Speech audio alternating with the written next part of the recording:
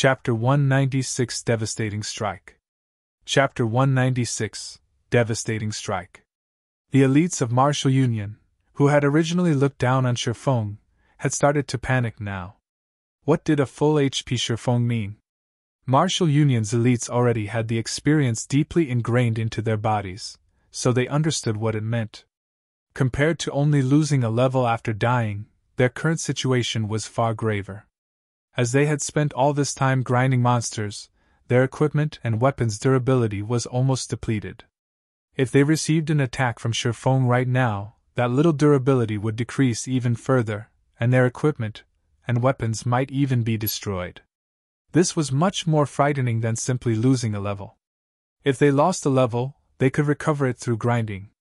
However, it would be a different story if they lost the equipment and weapons they currently relied on. They had only managed to collect all these items after much difficulty, and compared to regaining a single level, it would be much more troublesome to recover these items. There was even the possibility that they could not recover these items at all. Yifeng, don't go overboard. It won't be beneficial to either of us if you continue your actions. It is not too late for you to leave this place right now. In the future, we will mind our own business, and we will each walk our separate paths. Although Unstable Devastation felt dissatisfied, Shifeng's strength was simply too frightening. He could only grit his teeth and take a step back in this matter. If he lost everything he had right now, his dreams of rising in Martial Union would also vanish. Overboard? These are your last words? Shifeng laughed at the absurdity. He truly could not understand Unstable Devastation's thought process. Did he think that, after slapping someone across the face, everything could be settled just with a simple apology? Hearing Shifeng's contempt, Unstable Devastation felt humiliation for the first time. He had already taken a step back, yet Shifeng reacted so aggressively. However, he could do nothing to Shifeng right now, so he could only watch as his subordinates were butchered, one after another. This sort of helplessness had driven him close to insanity. Unstable Devastation never thought that such a day would befall him. In the beginning, he had a 100% certainty of crushing Shifeng. Now, however, due to a mystical exploding object and an intermediate recovery potion, that confidence shattered. Even if they managed to kill Shifeng today, the elites of Martial Union would receive insufferable losses. Yifeng, you have forced my hand. Let's see which one of us will die first then. Everyone, attack him together. He already has a super red name.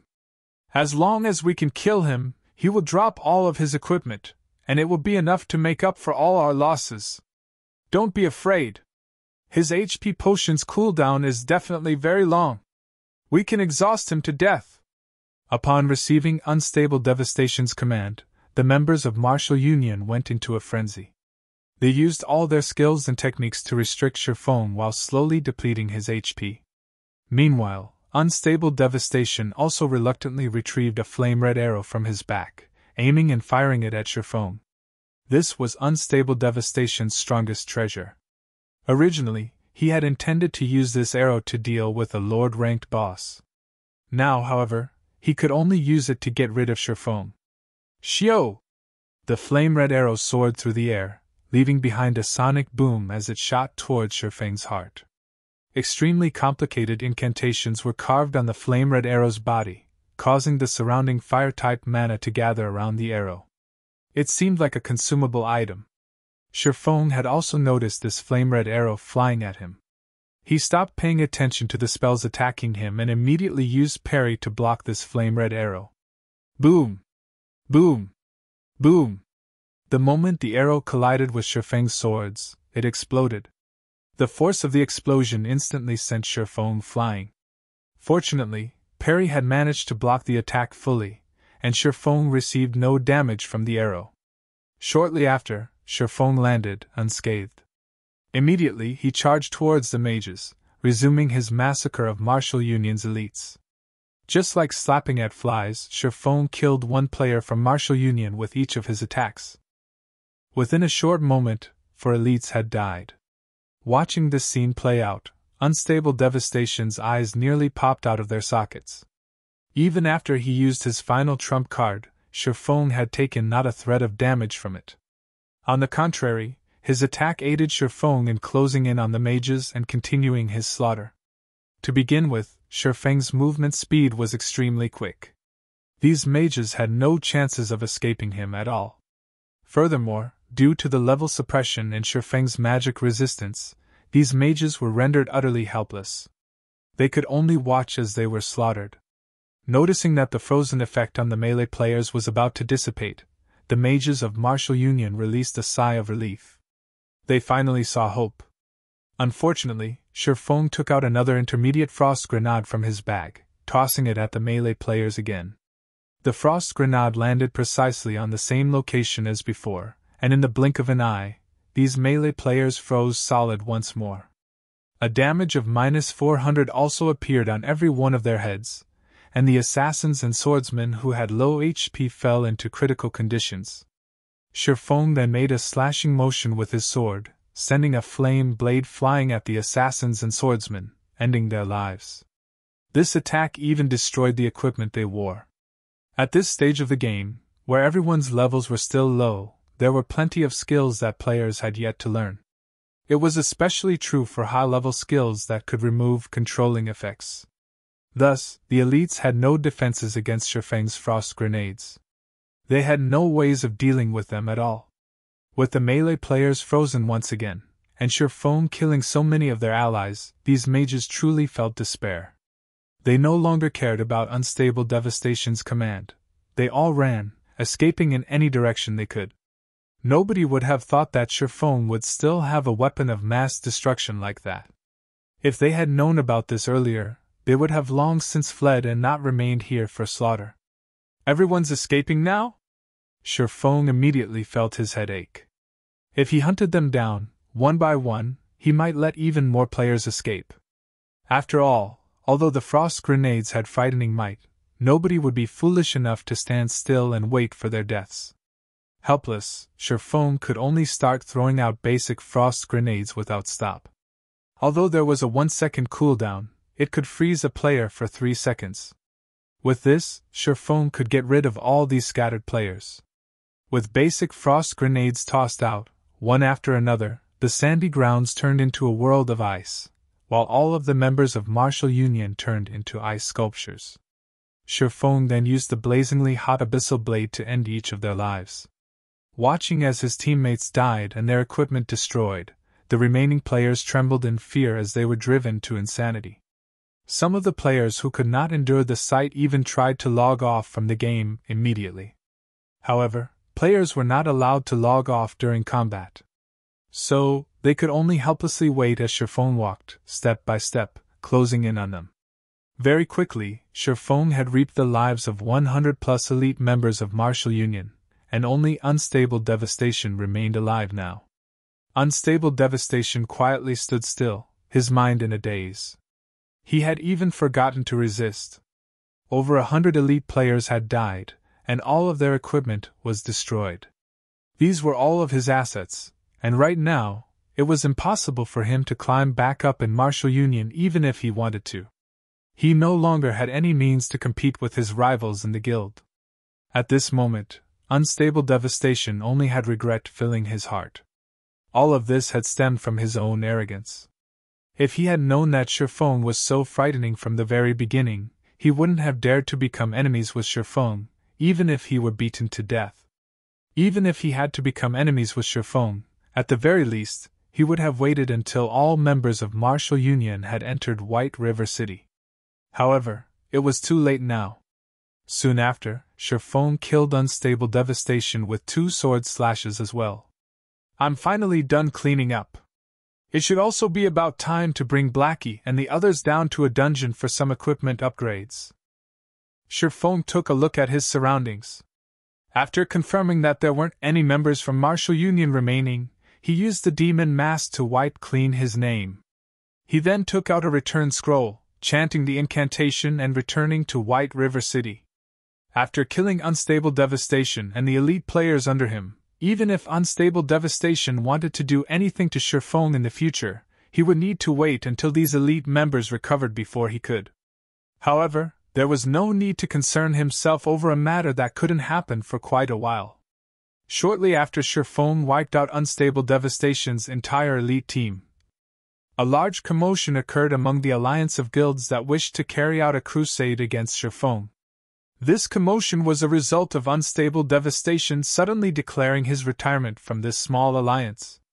Unstable Devastation's actions had confused these other guilds. He also refused to speak of anything in the alliance's chat before leaving it. After witnessing Shifeng's fearsomeness, Unstable Devastation didn't dare battle Shifeng any longer. Since Shifeng could kill him at the White Sand Ruins, then he could similarly kill him again and again out in the field. The same went for his team. Unstable Devastation no longer dared think of this matter. He still wished to make a living through God's domain. He was truly afraid of Shifeng now. Hence, Unstable Devastation also expressed his apologies on the official forums. In the future, he swore to no longer participate in any matters relating to Shifeng. As long as he met Shifeng, he would make a circle and do his best to avoid Shifeng. Immediately, Unstable Devastation's actions had sent shockwaves through the White River City region. Chapter 197 Crazy Stone. Chapter 197 Crazy Stone. Although Unstable Devastation was not considerably well known, he was still one of the upper echelons of martial union. He was also arch-enemies with Shifeng, and he had recently revealed one of Shifeng's big secrets. So, there were quite a number of people who knew about him. Nobody would have thought that Unstable Devastation would publicly apologize to Shifeng. Many people were stunned when they read Unstable Devastation's message. Martial Union was obviously a large guild, yet, they had actually submitted to a lone independent player. Although such incidents had occurred before in past virtual reality games, the total occurrences could definitely be counted on one hand. Above all, God's Domain was a game that had just recently released. At this stage of the game, the difference in strength between players would mainly display itself in terms of techniques, and this difference could easily be overcome using the advantage in numbers. Yet, Unstable Devastation had succumbed to Shifeng. It was simply unbelievable. Can someone tell me just what is going on here? Wah! Is this going to be the uprising of independent players? As expected of my idol, Yifeng. What's so great about guilds? Haven't they succumbed to strength all the same? Chaos ensued in the official forums of the White River City region. Unstable Devastation's message was like a small pebble thrown into a tranquil pond, generating ripples that spread out in all directions. As a result, players on the forum posted their own opinions, especially the independent players. No matter which virtual reality game they were in, guild players and independent players would frequently conflict with each other. However, this could not be helped. After all, to surpass others, one must obtain more resources. Naturally, guilds would occupy these resources. Meanwhile, the independent players who lacked strength could only retreat in the face of these guilds. Thus, it created conflicts. Now that an independent player like Shifeng had made a large guild submit to him, this incident received an unquestionably huge response from many independent players. However, to the alliance of guilds that planned a crusade against Shifeng, this matter was just like a bomb filled with peril. Unstable Devastation, the leader who started this alliance and planned this crusade, had actually chosen to withdraw from the alliance. Moreover, he did not even speak a word about this incident. Just what sort of power could cause Unstable Devastation to react in such a way? This incident struck panic into the other guilds of this small alliance. Brother Zhang, what should we do? Flaming Tiger quietly asked. Due to Unstable Devastation's shocking actions, the various guilds in the small alliance started feeling insecure. Zhang Luowei fell deep into thought for some time before saying, "Let's not involve ourselves just yet.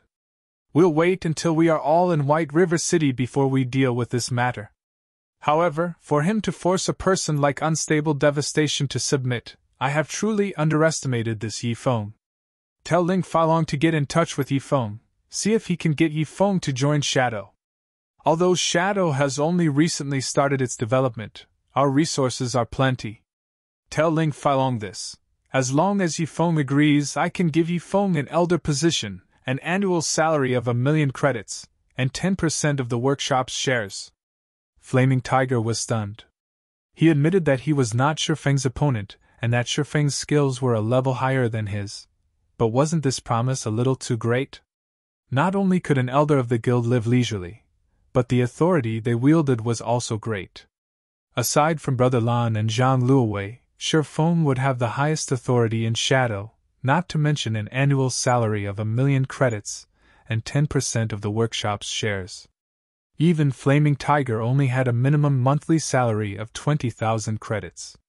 Flaming Tiger simply could not understand why they had to pay such a huge price to recruit Shifeng. However, he did not have a say in this matter, so he could only do as he was told. White River City, Trade Area. After returning to White River City, Shifeng first headed towards the bank. He retrieved 500 stacks of hard stones, intending to sell only a portion of his stock for now. Due to the great increase in the hard stones demand, the price had already reached Shifeng's estimation of 10 silver coins per stack. Although this price would still rise later, it was already close to the limit players could handle. These 500 stacks of hard stones were only a small portion of the hard stones Shifeng owned. Just based on the amount of hard stones that Shifeng had constantly purchased before, his stock exceeded 10,000 stacks. This was also one of the reasons why the various large guilds in White River City could not purchase any hard stones. Shifeng had purchased all of these hard stones when the prices were at their lowest, and he only paid around 30 gold coins for them. However, their current value far exceeded their initial costs. After selling these 500 stacks, it should be about time to bring Blackie and the others to raid the level 10 team dungeon, the Goblin Factory. Shifeng inwardly planned. Although Blackie and Lonely Snow's levels were high, the overall equipment they had was subpar at best. The same went for Shifeng's equipment. However, at least his was the best swordsman set equipment for players level 10 and below. His teammates' equipment, on the other hand, could only be described as miserable. As of this moment, there were already more than 500 players who had reached level 10 and had their names etched on the ranking list of the White River City region. Which was to say, there were already more than 500 players who had entered White River City. A majority of these players were members of well-known guilds. Aside from doing some quests in White River City right now, these players' main objective remained dungeon raiding, as dungeons were the best source for good equipment. Only with good equipment would these players level up with greater efficiency. Hence, plenty of guilds had already started diving into dungeons. White River City was different from towns. God's domain only truly began after players reached level 10 in the city.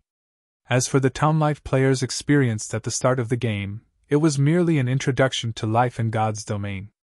There were plenty of level 10 dungeons throughout the White River City region. The number of level 10 to level 12 party dungeons exceeded 20, and their raiding difficulty varied greatly. Meanwhile, 10-man level 10 team dungeons numbered slightly lower, but there were still 12 such dungeons available. As for level 10 large-scale dungeons, there were 3 within the White River City region. As long as one successfully raided one of these 3 large dungeons, they could activate the card set exchange system. The value of card sets would also be at their highest when that time came. Meanwhile, after entering White River City, the normal raiding procedure for players began with the party dungeons to upgrade their equipment. They would then proceed to small-scale team dungeons and finally, the level 10 large-scale dungeons. Right now, many guilds had already started raiding small dungeons and were continuously upgrading their equipment. Eventually, all the guilds in White River City would have only one goal: obtaining the first clear of one of the 3 large-scale team dungeons. A team could only obtain the first clear by clearing the Hell mode of the dungeon. Moreover, the first clear of large-scale team dungeons was slightly different from that of small-scale team dungeons. The achievement would not only be announced throughout the White River City region, but it would also be announced throughout the entire Starmoon Kingdom. It was one of the best ways to increase one's fame throughout the Starmoon Kingdom, and it was also a display of a guild's strength. Hence, large-scale dungeons were considered the true battlegrounds for the various large guilds. Meanwhile, for these guilds who frequently battled inside dungeons, whetstones would become one of their strategic supplies.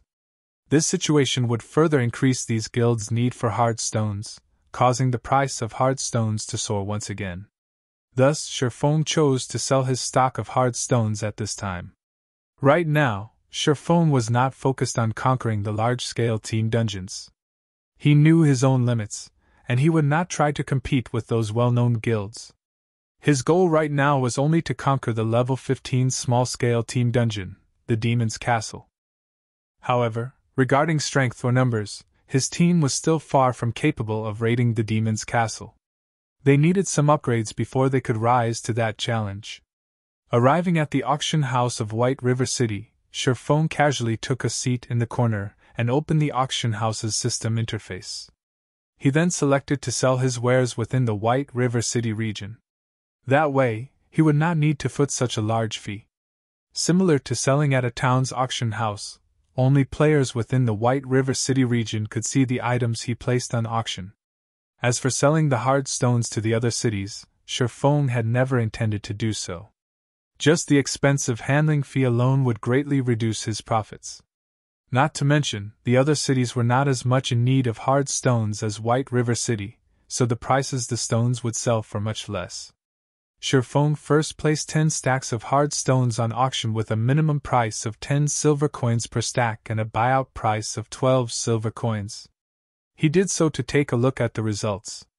If he placed all 500 stacks up for auction at once, it could drastically affect the market. Hard stones prices would plummet. Hence, he would slowly sell off his stock, carrying out hunger marketing. As expected, before even a minute had passed, all 10 stacks of hard stones sold. Moreover, they had been purchased at the buyout price of 12 silvers. There wasn't even a competition to speak of. It can't be, right? Sherfong was stunned when he received the notification from the auction house. Such a great demand had far exceeded his expectations. Although he knew that there was a shortage of hard stones right now, he never thought that someone would pay 12 silvers without hesitation. This was simply insane. Did these people not know that 1 silver coin could be exchanged for 107 credits right now? Spending an additional 2 silver coins would be the equivalent of spending 214 credits. To a fresh university graduate, that would be a tenth of their monthly salary. Chapter 198 Trial of God. Chapter 198 Trial of God. Sherfong had only sold 10 stacks of hard stones. When compared to the demand of the entire White River City region, it was a drop in the ocean.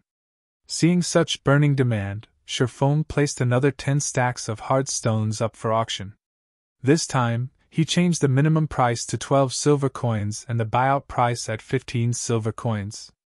By doing so, he tried to find out the highest price hard stones could currently sell for, and the bottom line of these desperate players. As expected, nobody paid the buyout price immediately this time. Instead, they bid over the hard stones. However, the numbers rose very slowly, and there was only a small increase of several coppers with each consecutive bid. 1 minute later, the price of the 10 stacks of hard stones finally displayed a significant increase. The bidding had gone from 12 silver coins to 13 silver coins, and it continued to rise to 13 silver, 30 coppers before finally stopping. Obviously, this was the final price these desperate players were willing to fork out. Their bottom line should be around 13 silver coins, huh? Still, this has surpassed my expectations. In the future, I can simply sit tight and wait for the money to roll in.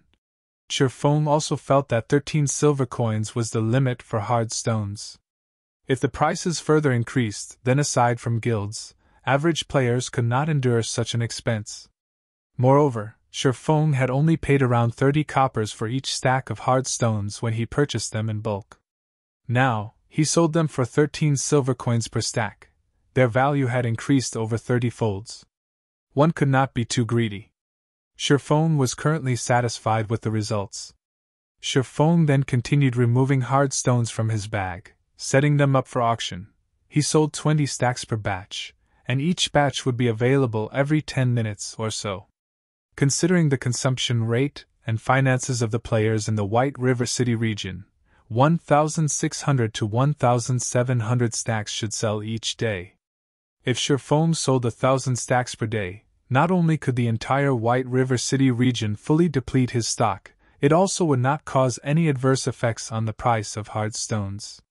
If Sherfone could sell 1,000 stacks each day, he could earn over 100 gold every day by selling the hard stones at 13 silvers per stack. Moreover, these were genuine gold coins and not credits. Such a daily income was more than 10 times higher than the daily income of first-rate guilds. With such funds in his hands, Sherfone would not have to worry about financial issues when he developed his guild in the future. With the sales system all set and done, Sherfeng's finger tapped and slid, calling out the half-transparent communication interface. His finger then moved and tapped on his good friend Blackie's call button. "Blackie, are you guys done with the reputation quests? If you are, then gather in front of the teleportation gate. We'll go dungeon diving together," Sherfone asked. "We're already done with our quests. However, it seems that we've been trapped inside a sealed map. We need to go through a trial if we wish to leave." Blackie grew excited when he heard about dungeon diving, and he wished he could immediately go to display his prowess. Ever since he obtained Mavis Guard, he had started browsing the internet and watching videos of experts displaying their skills. He had also frequently sparred with his team members, and his techniques had greatly improved. He would definitely shock Sherfone with his new techniques. Unfortunate, he couldn't do any of that right now. A sealed map? Sherfeng's eyebrows wrinkled, his mind entering a deep thought. He did not know how Blackie and the others managed to enter a sealed map. Logically, the quests he sent them on had no such locations. However, after recalling Blackie's description of the place, he suddenly understood the situation Blackie and the others were in. He could not help but admit that their luck was truly impressive. There were various miraculous opportunities available in God's domain, and players most frequently discovered the Trial of God. Players also called it the Trial of Heroes, and it was a test given by gods for mortals to become heroes. As long as it was a level 10 map or above, there was a chance for this trial to appear. Players would occasionally encounter this trial out in the fields, questing or grinding. However, less than 1 out of 10,000 players would have a chance of meeting this trial. Blackie and the others were definitely lucky for encountering this trial. Every Trial of Heroes was a heaven-sent opportunity. As long as players could clear it, they would receive a bountiful reward. In this trial, equipment and EXP were considered the lowest form of reward. If players could perform exceedingly well in the Trial of Heroes, they could receive permanent attribute increases, super rare or improved skills, an abundant amount of weapon mastery, and many more super rare rewards. Weapons and equipment could only be used for a period of time. They were like foreign objects. They were not truly part of one's strength. However, it would be a different story if players could receive things like permanent attribute increases and super rare skills. The value of such things far surpassed that of weapons and equipment, and they would be of immense help towards one's future development. "How many colors were on the trial door that you guys entered?" Sherfone asked. Sherfeng's question confused Blackie. However, since Sherfone had asked, Blackie tried to recall the number of different colors on the large double doors they had entered. He then said unconfidently, "I think there were 4 colors." "4? Are you guys trying to get yourselves killed?" Sherfone immediately wanted to scold Blackie. The Trial of God did not only possess rewards, but it would also mete out punishments. The punishments and rewards given were also equal. In God's domain, with opportunity came danger. There was no such thing as a free lunch in God's domain, and even if there were, it might very well poison you to death. The Trial of Heroes was normally categorized into 7 tiers. If there were only 1 color on the teleportation gate, then the trial would be Tier 1. It was also the easiest trial to clear. Along with the increase in number of colors, the difficulty would increase exponentially. If there were 4 colors on the door of trials, then it would be a Tier 4 trial. Its difficulty would be around 8 times or above that of a Tier 1 trial. If Blackie and the others could clear it, the minimum rewards they could obtain would be fine gold rank or above weapons and equipment. Normally, it would be a dark gold rank item. If they could finish the trial with a sufficiently high completion rate, there was a possibility they could receive permanent attribute increases or have one of their skills upgraded to a stronger version. However, the punishment for a Tier 4 trial was no joking matter. If Blackie and the others failed to complete the trial, the lightest punishment they might receive was a massive loss in EXP. They could very well lose several levels. Blackie and the others might even lose a portion of their attributes or skill mastery permanently, possibly entering a weakened state for a long period of time. Such severe punishments were also one of the reasons why most players would avoid entering the door of trials after finding one. They would instead choose to sell the information to a large guild, making a huge profit. "Brother Feng, are we in a very dangerous situation?" Hearing Shifeng's panic, Blackie could not help but swallow nervously, his heartbeat increasing in pace. Meanwhile, Fire Dance and the others who stood beside Blackie also became extraordinarily serious after hearing Shifeng's words. They no longer dared belittle this trial. "I can only give you guys advice. Act within your capabilities. Do not attempt meritorious deeds, only try to leave in one piece. Don't forget to pass on my advice to everyone in the team. However, Blackie, since you have Mavis Guard, logically, you guys should have a very high possibility of clearing the trial. However, remember not to rush things. Even if you have to waste a lot of time, you must never hurry. The rest will depend on your battle techniques, intelligence, and wisdom." Shifeng then continued to pass on all his knowledge about the trials onto Blackie. As for whether or not they could clear the trial, it would depend solely on Blackie and the others. The tests of the Trial of Heroes had never repeated, so there were no known strategies to conquering one. However, in Shifeng's previous life, after collecting the knowledge and wisdom of many predecessors, he managed to form a strategy that was not an actual strategy, which was to act within one's own capabilities and plan before taking action. One must not rush when carrying out the Trial of Heroes. Other than that, there was no true strategy for conquering the Trial of Heroes. With Fire Dance, Cola, and Blackie's Mavis Guard, they should be able to clear a 4-colored trial. However, they should not be able to leave the trial in a short time. Shifeng felt a headache building. He originally intended to upgrade their equipment by raiding a dungeon. However, that plan had gone down the drain now. He did not even know if Blackie and the others could manage to leave the trial within a week. The Trial of Heroes was never simple, and it was an extremely time-consuming trial. In Shifeng's previous life, it wasn't unusual if players spent more than a month clearing a trial. In the past, a top-tier expert had once made a fair evaluation of the trials. A 5-colored trial had the difficulty rivaling an epic quest. A 6-colored trial had the difficulty rivaling a legendary quest. As for a 7-colored trial, it had the difficulty rivaling a top-tier legendary quest. In Shifeng's previous life, even after God's Domain had been in operation for over a decade, there had yet to be a player that could clear a 7-colored trial. Of course, part of the reason was that no true Apex expert had encountered a 7-colored trial. In the past, the highest-tiered trial cleared was a 6-colored trial. Meanwhile, one of the conquerors of a 6-colored trial was the cleric god, Violet Cloud, one of the publicly acknowledged top 10 cleric gods in God's Domain. Thinking that Violet Cloud was currently with Blackie and the others, Shifeng hesitantly released a sigh of relief. Although Violet Cloud had yet to grow into her prime, her potential could not be ignored. For a 4-colored trial, Blackie and the others might, possibly, be able to clear it. Forget it. No point worrying about it too much. It seems that I can only upgrade my own equipment for now. Shifeng sighed. Habitually, he opened up the auction house interface, searching for items under the miscellaneous section. The miscellaneous section of the auction house was just like Taobao. Oftentimes, players would auction some good things without realizing their actual value or things that they felt were not valuable at all. Hence, Shifeng often browsed through this section, hoping to find a lucky catch. Just as Shifeng casually flipped through the pages. Flaming Sun Scripture. Shifeng incidentally discovered a flame-red book displayed on the item interface of the auction house. Shifeng's expression trembled at the sight of this book, and he could not help but wish he could immediately snatch this book into his hands. Someone dared to sell even this item? This is simply ludicrous. Shifeng's sight then shifted towards the price tag displayed on the upper left corner of the ancient book.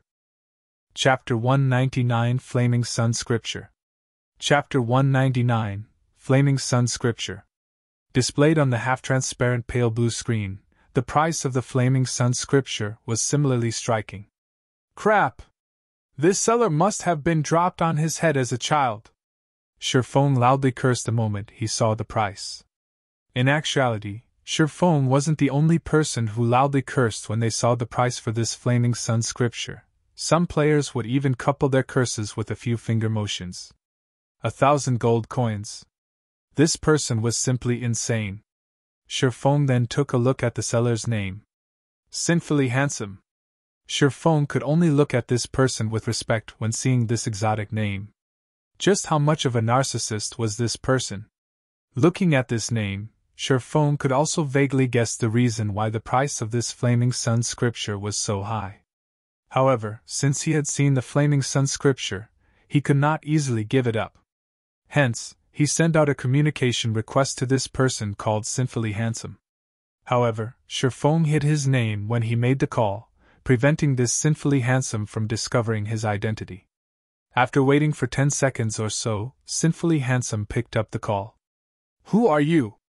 What business do you have with me? You can't be asking me to power level you, right? If you're a pretty girl, this brother can carry you to victory with me. Narcissism filled Sinfully Handsome's voice when he spoke, and he gave others the hint of being a hooligan. Shifeng was instantly dumbfounded when he heard Sinfully Handsome's words. Girl? Carry you to victory? Just who was this person? Even a person like this could obtain the Flaming Sun Scripture? Was this world already in such a mess? Hey, speak a few words, why don't you? Are you dead? Don't tell me you're a tranny, right? This brother doesn't have that kind of taste. Sinfully Handsome suddenly started panicking. Hello, I'm interested in buying the Flaming Sun Scripture that you've placed on the auction house. I wonder if you can sell it to me at a lower price? Shifeng asked. Oh. So you want to buy that item? Of course I can. Sinfully Handsome smiled in realization. I'll slightly reduce the price for you then. How does 900 gold sound? This is a very justifiable price. Shifeng faintly smiled at Sinfully Handsome's asking price. He then calmly stated his own price. 20 silver coins. Shifeng did not believe Sinfully Handsome knew the Flaming Sun Scripture's true value. Only fire-type humanoids level 10 or higher would drop the Flaming Sun Scripture. However, its drop rate was somewhat low, so its selling price was very high. The average person usually couldn't afford it. Even so, it was still not worth an insane 1,000 gold. With that kind of money, players could even purchase an epic ranked item.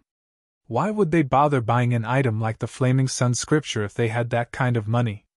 Hey, fellow brother, you're not being sincere here. You are the one who took the initiative to contact me, yet you're offering such a price? Do you know which guild I belong to? Sinfully Handsome beamed a smile, proudly saying, Have you heard of Dark Star before? It's an apex third-rate guild in White River City. With this name alone, shouldn't you at least offer 100 gold? Dark Star, it was indeed a powerful guild in White River City. However, what did that have to do with Shifeng? 1 gold coin. If you don't wish to sell, then forget it.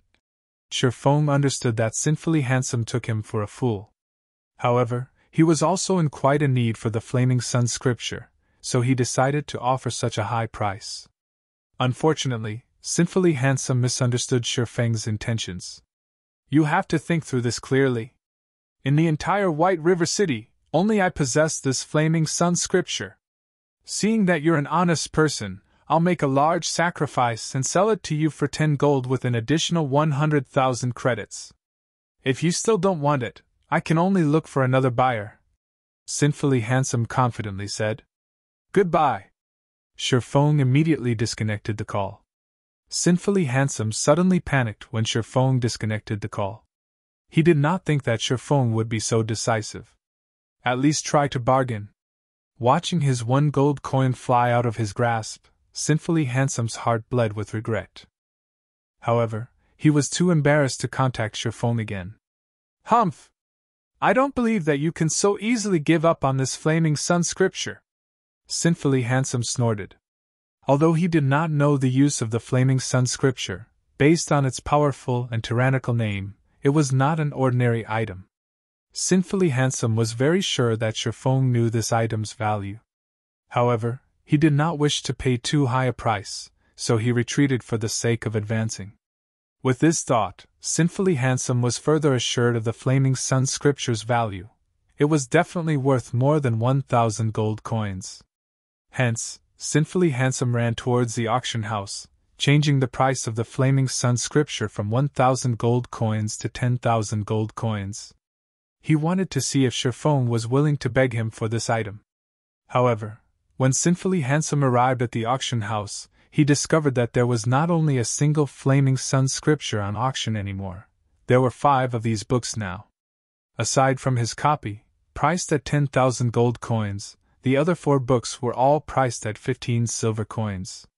The most inconceivable thing was that the number of flaming sun scriptures up for auction continued to increase. In the blink of an eye, there were already 10 copies of the book up for sale. Just what sort of situation is this? Sinfully Handsome's eyes widened. He thought he was dreaming right now. How could there be so many flaming sun scriptures? While the quantity of these flaming sun scriptures increased, someone else bought them, one after another. There were a total of 32 copies of the flaming sun scripture offered in the auction house. Among them, Sherfone had bought 30 of them. Only Sinfully Handsome's copy and another copy sold by Nobody Cares for 20 silver coins remained. Sinfully Handsome suddenly thought of something. He then hurriedly opened the trade section under White River City's official forums. As expected, there was an anonymous post stating, "Buying flaming sun scriptures at 14 silver coins per book. Willing to purchase it at 15 silver coins if placed in the auction house." One could often find such purchasing methods in virtual reality games. After all, players had plenty of items that they kept on hand without placing them on the auction house. There were only a scarce amount of players like Sinfully Handsome who would place items of unknown value on the auction house. Sherfone also remembered this fact, and he thought that, by now, there should be quite a few players who have gotten their hands on a flaming sun scripture. Ah! My 1 gold coin! Sinfully Handsome wanted to cry. Originally, he thought that the flaming sun scripture's value could rival that of an epic ranked item. However, after seeing so many other players possessing this item, Sinfully Handsome immediately realized his mistake. If he had sold his copy for 1 gold coin, he would have made a huge profit. Elsewhere, Sherfone felt great satisfaction after purchasing 30 copies of the flaming sun scripture. He would have completely forgotten about this item's existence if he had not discovered the flaming sun scripture on the auction house in the first place. 30 books should be enough for my purposes. Sherfone looked at the 30 flaming sun scriptures laying in his bag, utterly pleased. Although he had spent 4 gold, 50 silvers, shrinking his assets slightly, the gold coins he possessed would only depreciate as time passed. It was much better if he used those gold coins to profit further. Thus, Sherfone had spent so much money to purchase the flaming sun scriptures. In Sherfeng's previous life, plenty of players had obtained the flaming sun scripture. Unfortunately, none of them knew its purpose. Hence, they sold it at bargain prices. However, there was a ranger who had desperately bought these flaming sun scriptures. Even after the prices of the flaming sun scriptures rose to 1 gold coin per book, that player still bought them without hesitation, earning the suspicion of many.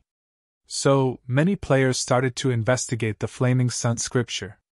On one occasion, a party of players met with a ranger who grinded solo at the level 25 map, Flame God's Cave. Moreover, that ranger displayed a shocking scene of killing the boss and elite monsters there by himself. Later on, however, the players discovered that the reason the ranger could grind at the Flame God's Cave alone was all thanks to the flaming sun scripture. From then on, the secret of the flaming sun scripture was revealed, causing its price to skyrocket. In the end, even when the flaming sun scripture sold for 3 gold coins per book, there were still players willing to buy it. Right now, Shifeng had only spent 15 silver coins to purchase each book. He had made a huge profit from this trade. In any case, Blackie and the others still needed a long time before they could return to White River City. Since Shifeng had nothing better to do, he might as well grind the boss at the Flame God's Cave.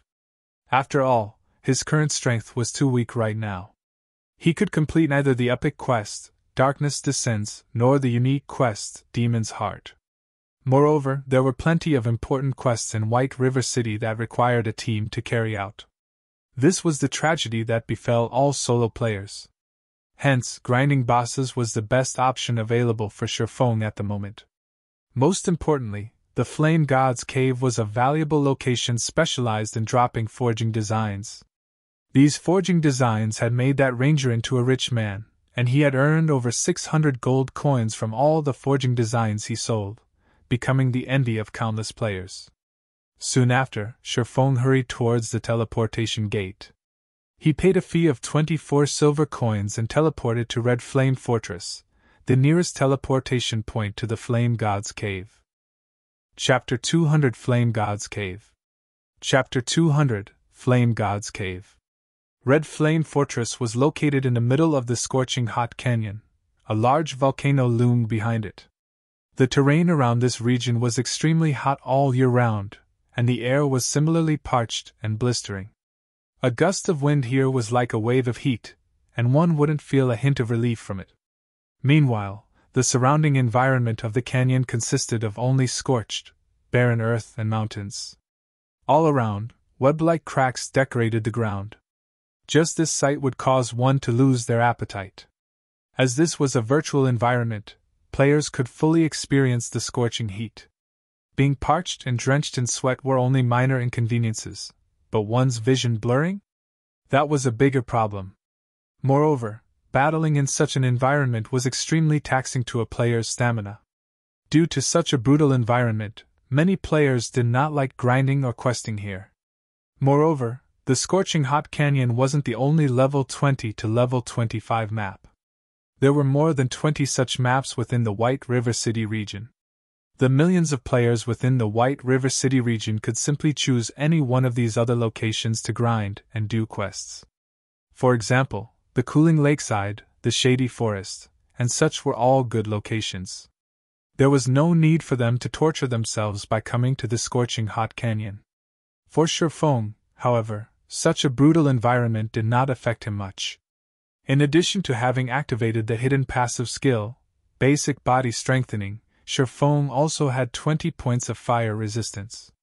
As a result, the high temperature of the scorching hot canyon did not have any effect on Shifeng. Shifeng would not greatly exhaust his stamina by fighting in this hot environment either. Moreover, the majority of the monsters in the scorching hot canyon dealt fire-type damage, so this place was suitable for players like Shifeng, who had high fire resistance, to level. Shifeng's leveling efficiency would increase by at least 20% compared to leveling up at other maps. In God's domain, nature's power was very strong. If players wanted to level up quickly, they needed to overcome many of such natural environments. As players progressed down their paths in God's domain, the importance of resistances would also increase. This was why Shifeng grew excited when he learned that the Ice Blue Devil Flame increased both his fire resistance and ice resistance. After arriving at the Flame Red Fortress, Shifeng opened the system map. Confirming the location of the Flame God's Cave, Shifeng advanced towards it along a red dirt road. Although there were plenty of level 20 and higher monsters, such as the Fire-Raging Bull and Violet Flame Wolf, along the way to the Flame God's Cave, Shifeng walked on the official road. There were normally high-level NPCs patrolling the official roads, and these NPCs were usually 15 levels higher than the map they occupied. Moreover, they patrolled in small parties rather than individually. If there were any foolish monsters that dared come close to the official road, these level 40 NPCs would immediately dispatch the offending beast. The moment they came within a 40-yard distance to the official road, the patrolling NPCs would discover these monsters and turn them into soup. Hence, all the surrounding monsters did not dare come within 40 yards of the official road at all, allowing players to travel safely through it. Around half an hour later, Shifeng finally arrived at the Flame God's Cave. The Flame God's Cave was situated close to a volcano at the outer edges of the scorching hot canyon. Plenty of elite monsters and chieftain-ranked bosses resided within the cave. However, even when players discovered this location, they would normally choose to turn around and leave as the monsters here were simply too strong. If monsters had not chased that party, they would not have run to the Flame God's Cave, incidentally discovering the ranger's secret of grinding bosses and elite monsters. However, only Shifeng knew of this secret right now. The monsters in the Flame God's Cave were all level 25, and generally, only players who had reached level 20 would grind here. However, Shifeng's equipment had the ignore levels attribute, so he could barely grind here as well, though with much lower efficiency. Regardless, he would still be grinding level 25 monsters. Even if his speed were slower than a level 20 player, his gains would still be much greater compared to grinding level 14 monsters. As for why the monsters in the Flame God's Cave were so amazing, it was mainly because of the extraordinarily high damage of their fire-type attacks. Even if it were only a level 25 common monster, it could still kill an MT of the same level with just 2 or 3 moves. Not to mention, the monsters in the Flame God's Cave all lived in groups, and one would usually meet 5 or 6 monsters at the same time. Even an MT with top-tier equipment could not handle so many monsters at once. There was also a large amount of elite and special elite monsters here. They could practically one-shot an MT of the same level. Hence, even when players knew about the Flame God's Cave, there was still nobody daring enough to grind at this place. However, it was a different story when one had the Flaming Sun Scripture. The Flaming Sun Scripture could grant players a Flaming Sun's blessing effect. The effect was closely related to the surrounding environment. The denser the fire-type mana present in a location, the greater were its effects. The effect lasted for 2 hours. However, the introduction of the Flaming Sun Scripture did not reveal such an effect, so players in the past couldn't discover its exact purpose. The Flame God's Cave could be considered as one of the locations within Scorching Hot Canyon that had the densest fire-type mana. As a result, the fire-type damage of the monsters inside was extraordinarily high. However, precisely because of this same reason, the Flame God's Cave was also a perfect place for one to use the Flaming Sun Scripture. However, even with the Flaming Sun Scripture, Shifeng needed to be extremely careful while he was here. After all, the Flame God's Cave was a nest for level 25 monsters. With the level gap of 11 levels, these monsters could easily extinguish Shifeng's life with just 2 moves, and Shifeng would not even have the chance to resist before dying. Moreover, Shifeng's level was just too low, these monsters could detect him easily. Hence, he needed to act with extreme caution. The moment Shifeng carefully set foot in the cave, a wave of hot air swept past him from within the cave. Just when Shifeng's 5 senses heightened to their maximum limit, his system communication suddenly rang out. "Crap! That nearly gave me a heart attack!" Shifeng jumped, taken by surprise. He glanced at the system notification. Fortunately, monsters could not hear the system notifications. In the same way team chat worked, only specified players could hear them, while outsiders would remain unaffected. Flying Dragon? Why is he playing God's Domain as well? Shifeng wrinkled his eyebrows at the sight of the caller ID blinking before him. This Flying Dragon was none other than Shifeng's classmate, and the 9th ranked in Jin High University's fighting competition, Ling Failong. However, in Shifeng's previous life, Ling Failong only joined God's Domain long after the game's release. At that time, Shifeng had already become the guild leader of Shadow. For Ling Failong to join God's Domain in advance, could this be the result of the butterfly effect? Shifeng lowered his head in thought.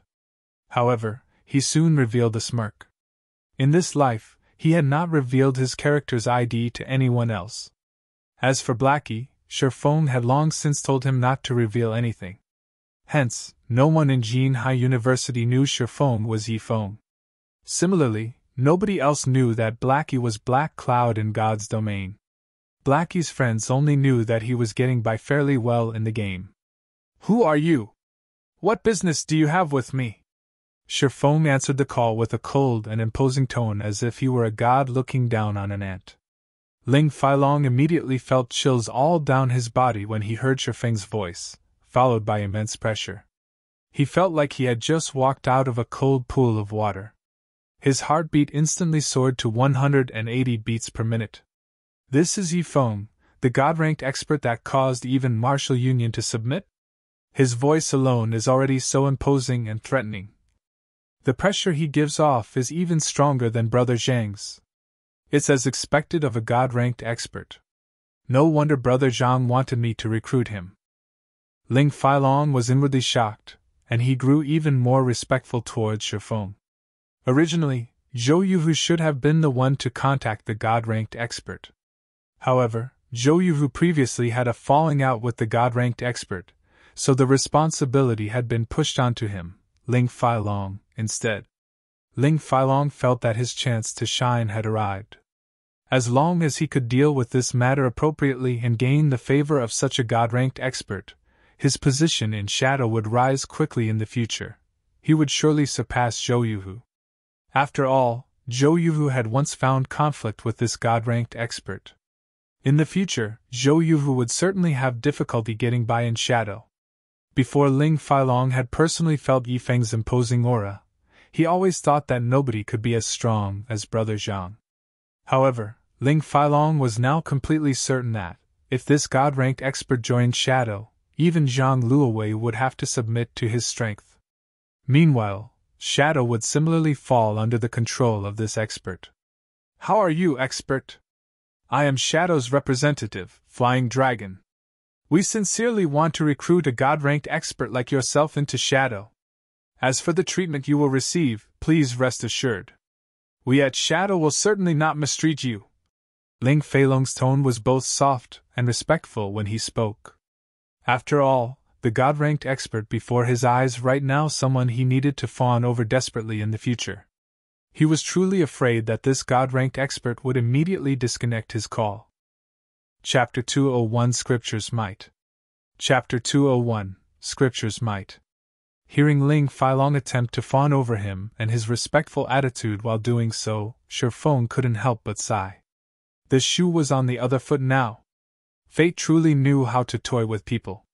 Judging from Ling Failong's tone, Shifeng could discern that Ling Failong intended to ride on his coattails. If you wish to recruit me, tell me what sort of benefits you plan to offer first, Shifeng calmly asked. Brother expert, I guarantee that you'll be satisfied. As long as you join Shadow, you'll immediately become an elder of the guild.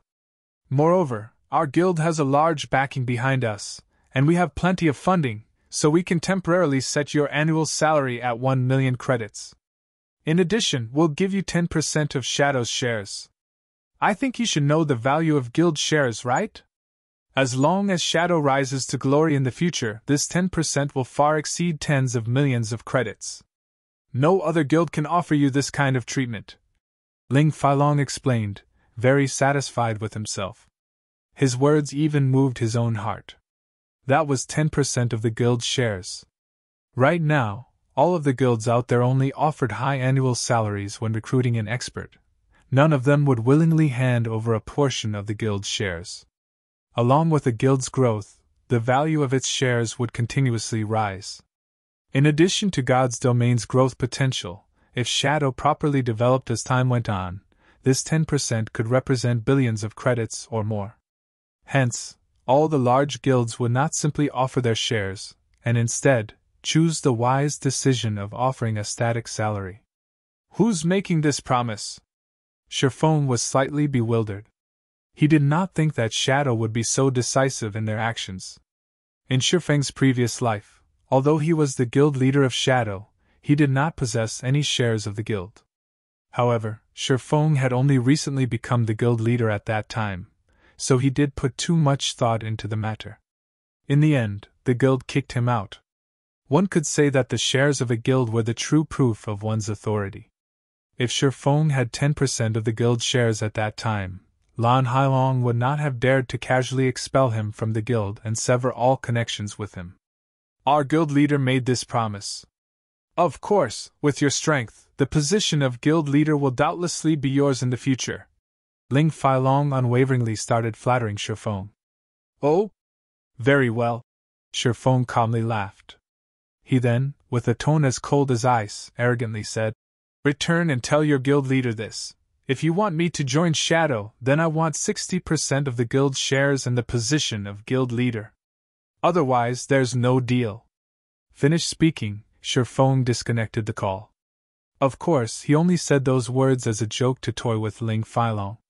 Even if Shadow were willing to hand over 100% of its shares, Shifeng would still reject the offer without hesitation. He swore that would never again wear the hateful name of Shadow. He simply said those words because he knew that Ling Failong, Zhang Luowei, and Lan Hailong could never truly agree to such a request. After all, with 60% of the guild's shares, Shifeng would become the head honcho of Shadow. His word would be final. Whether it was Zhang Luowei or Lan Hailong, either could endure being a subordinate of someone else. Such a domineering tone! No wonder he could force Martial Union, who is even stronger than Shadow, to take a huge loss. Unfortunately, he isn't a broad-minded person. If he had accepted the offer, based on the strength he possessed, he could have easily become the Shadow's true boss in the future if he wanted to. Although Ling Failong admired Shifeng, he sneered disdainfully as he determined Shifeng to be a boorish fellow.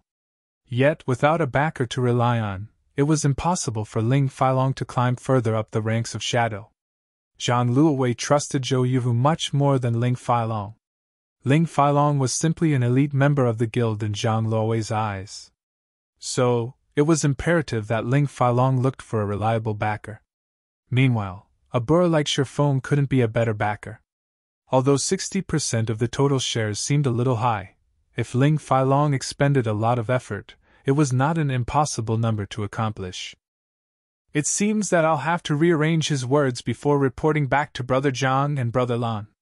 At this moment, Shifeng would have never imagined that his casual remark meant to anger Lan Hailong, and Zhang Luowei would become Ling Failong's new goal. Inside the Flame God's cave, Shifeng took out one of the Flaming Sun scriptures from his bag. He then opened the book, reading the incantations inside. All of a sudden, the Flaming Sun scripture ignited, emitting dazzling golden flames.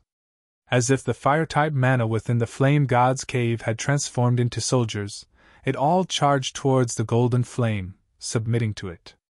The golden flame was like an emperor among flames.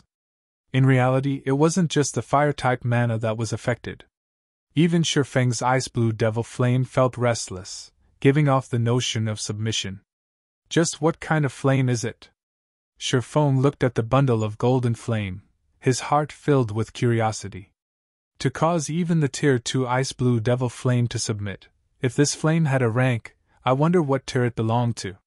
It should be at least Tier 3, possibly Tier 4. If Shifeng could absorb this bundle of golden flame, his strength might rise to a whole new level. Unfortunately, this flame was not a mysterious flame, so Shifeng had no way of absorbing it. After a minute passed, the golden flame sank into Shifeng's body after it absorbed a sufficient amount of fire-type mana. Instantly, a new status effect appeared on Shifeng's status bar. Flaming Sun's Blessing. Increases fire resistance by 100 points and reduces damage from fire-type attacks by 90%. All fire-type damage received has a 20% chance to recover an equivalent amount of HP. Damage dealt towards fire-type monsters increased by 100%. Duration of 2 hours. Effective only within the Flame God's cave. In reality, the Flaming Sun scripture's original purpose was simply for the convenience of players when grinding in a hot environment. However, when used inside the Flame God's cave, where the density of fire-type mana was extremely high, its effects increased by manyfold. Hence why the ranger in Shifeng's previous life was able to solo the elite monsters and chieftain-ranked bosses here. To begin with, Shifeng already had 20 points of fire resistance. Now that he gained an additional 100 points, normal fire attacks would only be an itch to him. Not to mention, there was also the 90% damage reduction to fire-type attacks. This increase was just too awesome. With the Flaming Sun's blessing, Shifeng boldly advanced deeper into the Flame God's cave.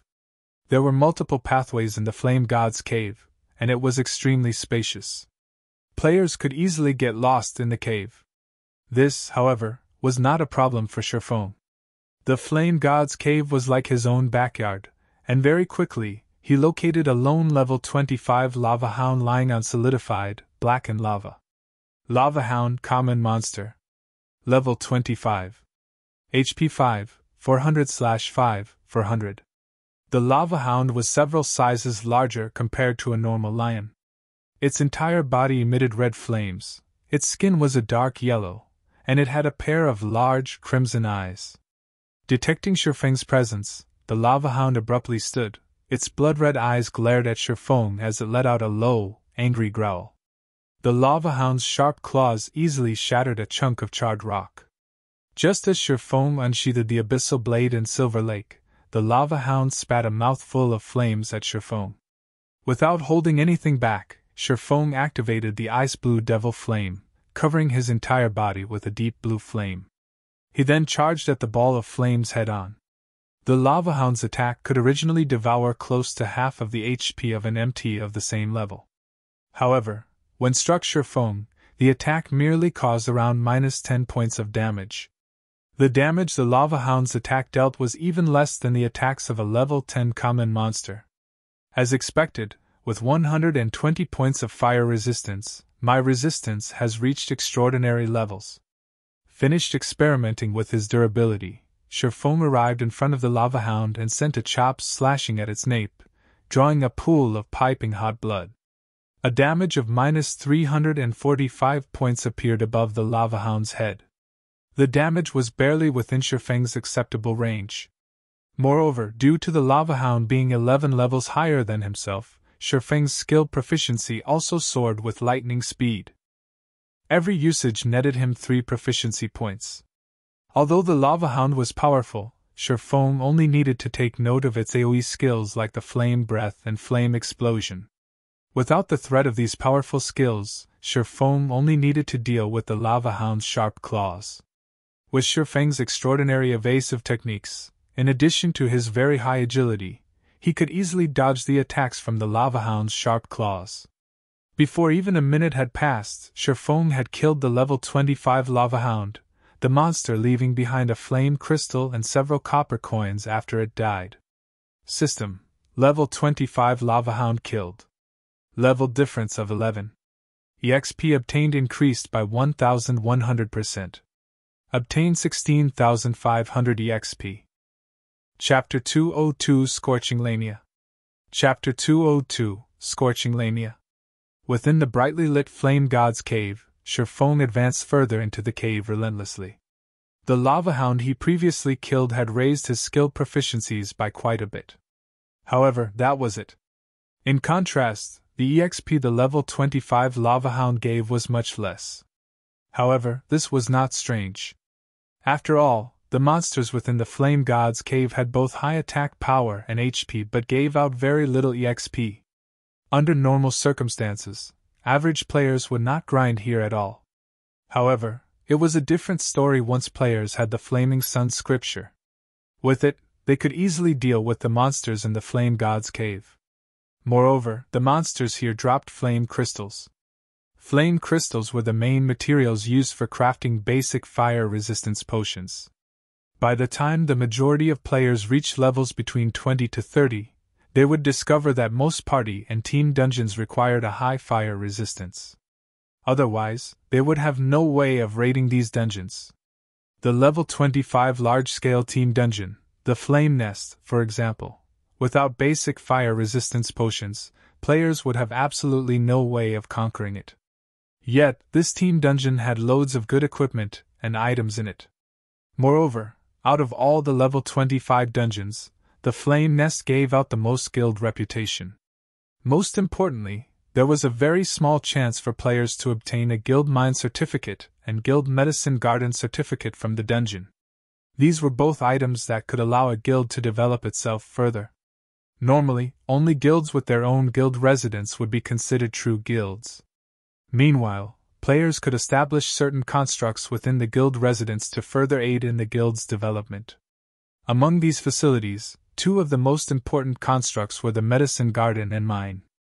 These two constructs could provide the guild with a fixed amount of herbs and ore on a daily basis, and it could greatly reduce the guild's burden. It could also allow potion makers and forgers to have sufficient resources to increase their lifestyle skill proficiencies. Hence, as long as it was a guild that possessed their own guild residents, they would unhesitatingly raid the Flame Nest regardless of the price they had to pay to obtain these two certificates. As such, plenty of guilds had tried to raid the Flame Nest when their players reached between 20 and 30 levels, causing the basic fire resistance potion to become a high-demand product. Even until now, Shifeng had remembered that the basic fire resistance potions at that time had sold for 50 silver coins per bottle. Meanwhile, a single flame crystal sold for 15 silver coins. Thus, even at the cost of 3 to 4 gold coins, players would willingly purchase the Flaming Sun scripture.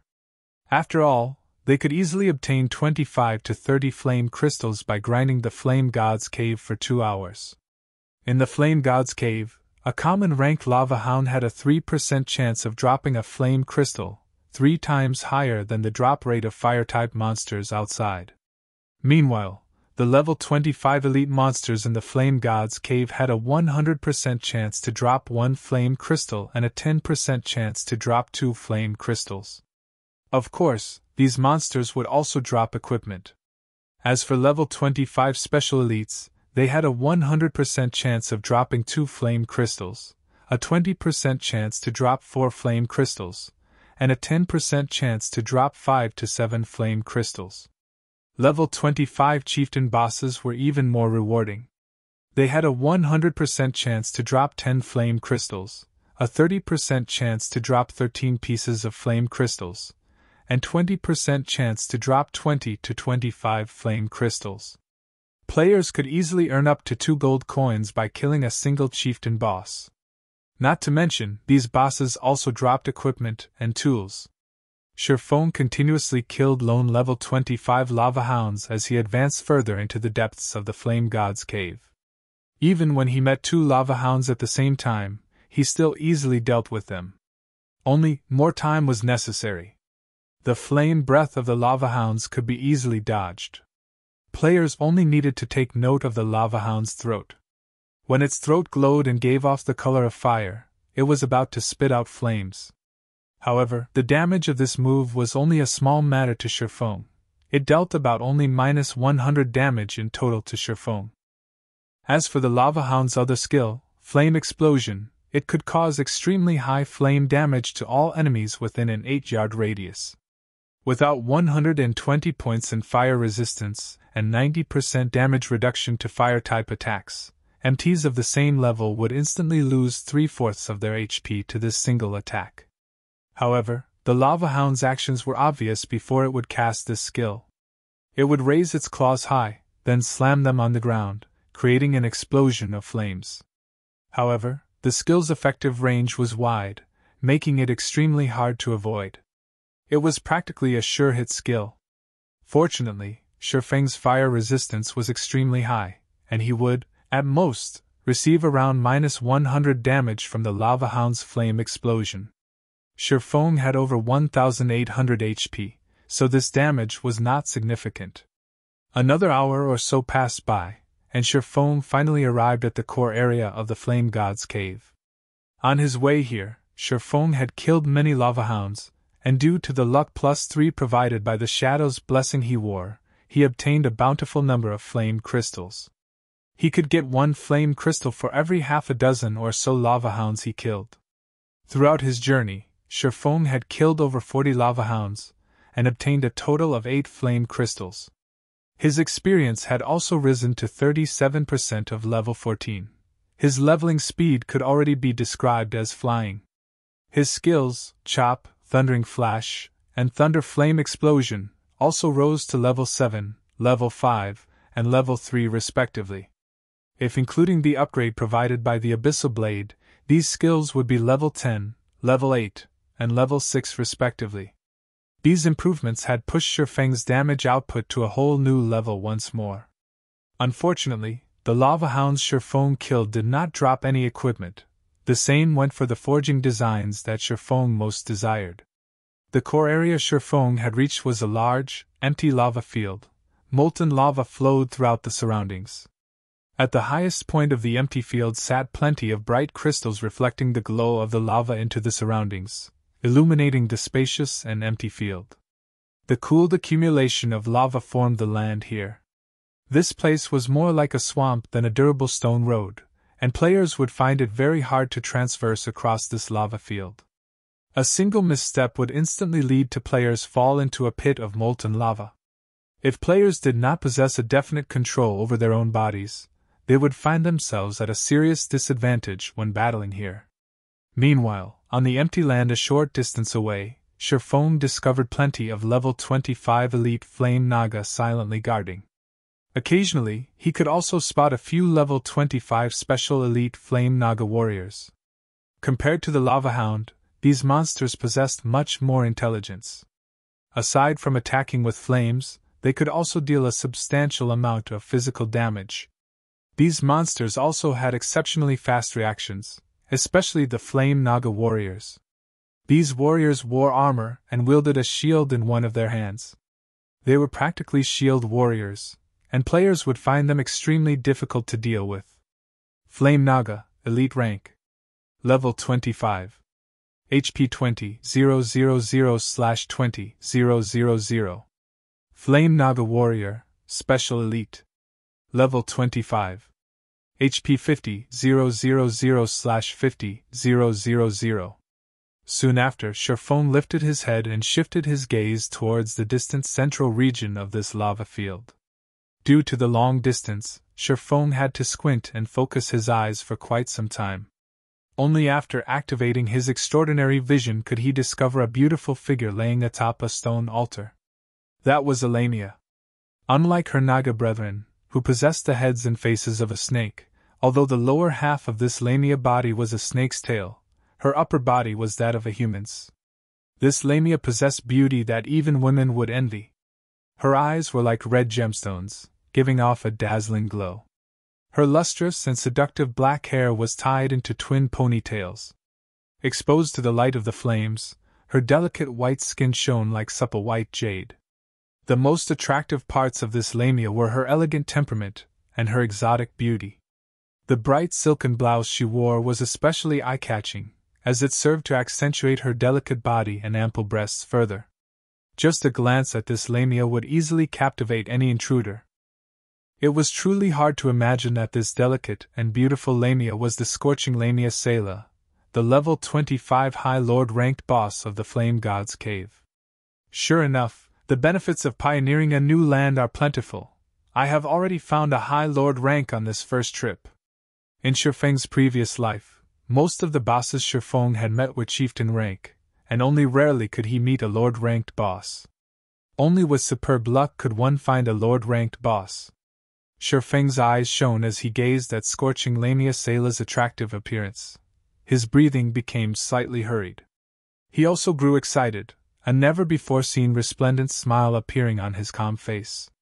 Of course, Shifeng wasn't captivated by Selah's beauty, but the bountiful wealth that a High Lord-ranked boss represented. Not to mention, Selah was the High Lord of the Flame God's Cave.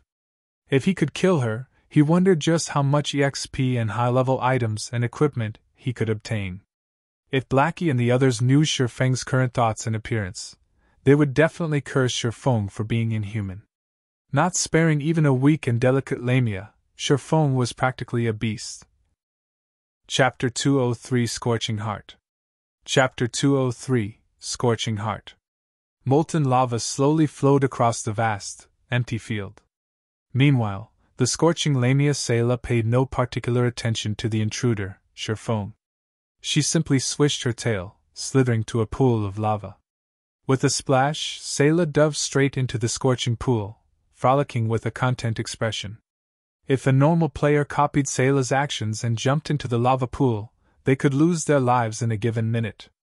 Even if they activated the Flaming Sun's blessing and received an additional 100 points to their fire resistance, they would still lose 300 HP every second they submerged in the lava pool. Taking a good, long look, Shifeng finally decided upon a plan. Scorching Lamia Sela, High Lord rank. Level 25. HP 500 000/500 000. A Lord ranked boss was not as easy to deal with as a Chieftain ranked boss. If it were a level 25 Lord ranked boss, not to mention a 20-man elite team, even a 100-man elite team would still die at the boss's hands. A Lord ranked boss was simply too powerful. The only way to kill these bosses was to gather thousands of players and use the advantage of numbers to exhaust these bosses to death slowly. Other than that, there was no other way around it. Meanwhile, the Scorching Lamia, who bathed in the lava pool, was even more intimidating than a normal Lord-ranked boss.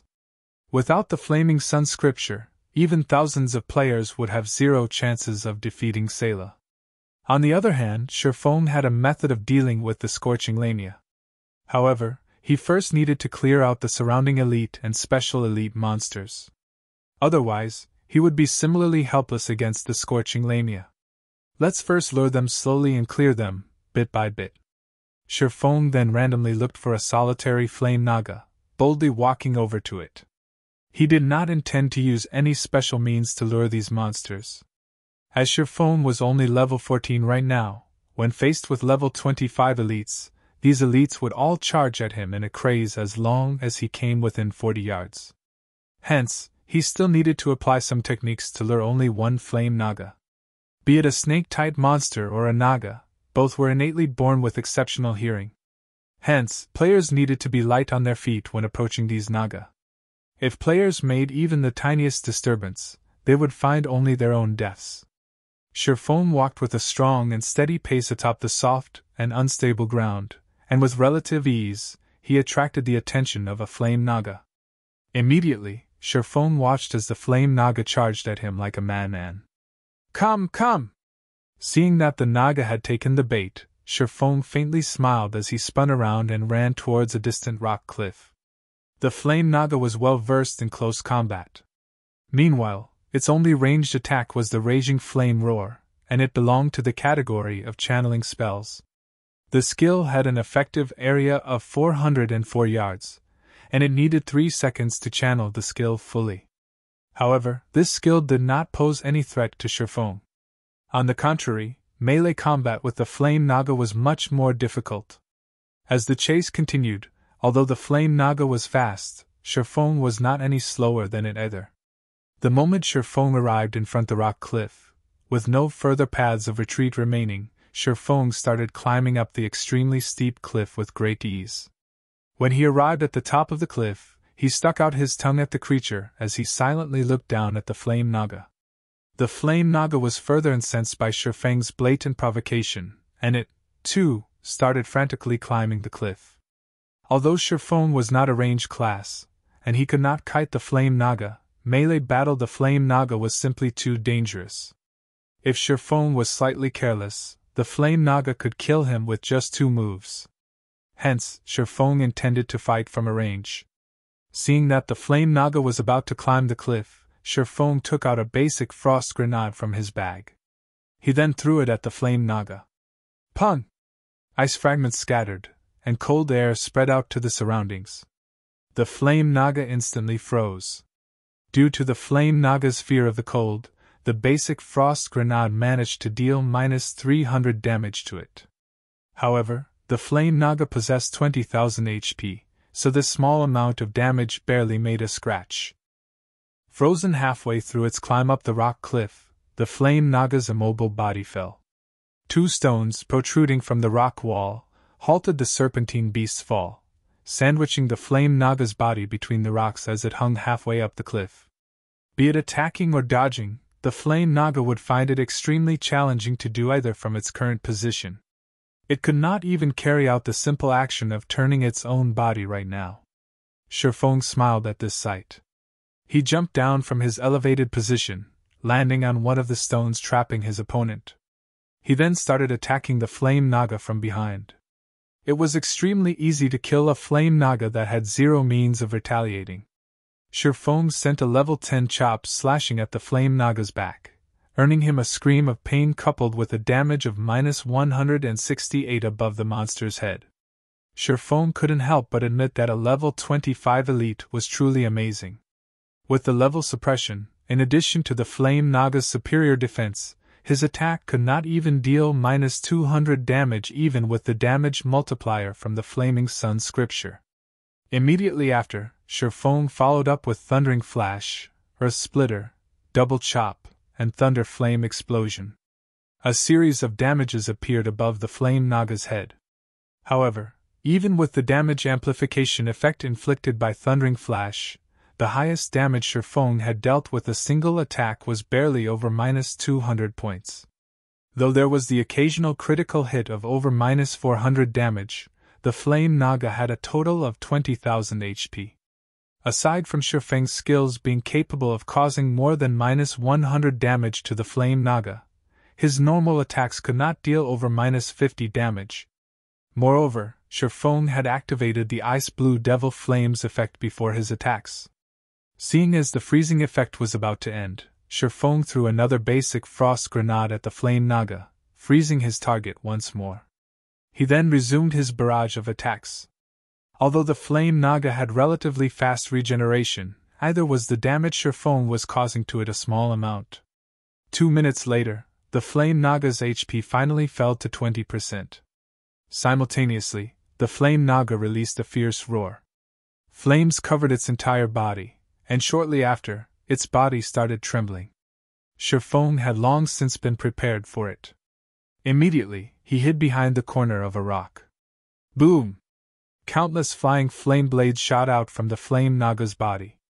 These flame blades were the beast's scales, and their appearance signaled its ultimate move, Flame Bullets. The damage these flame bullets dealt was a combination of physical and fire-type damage.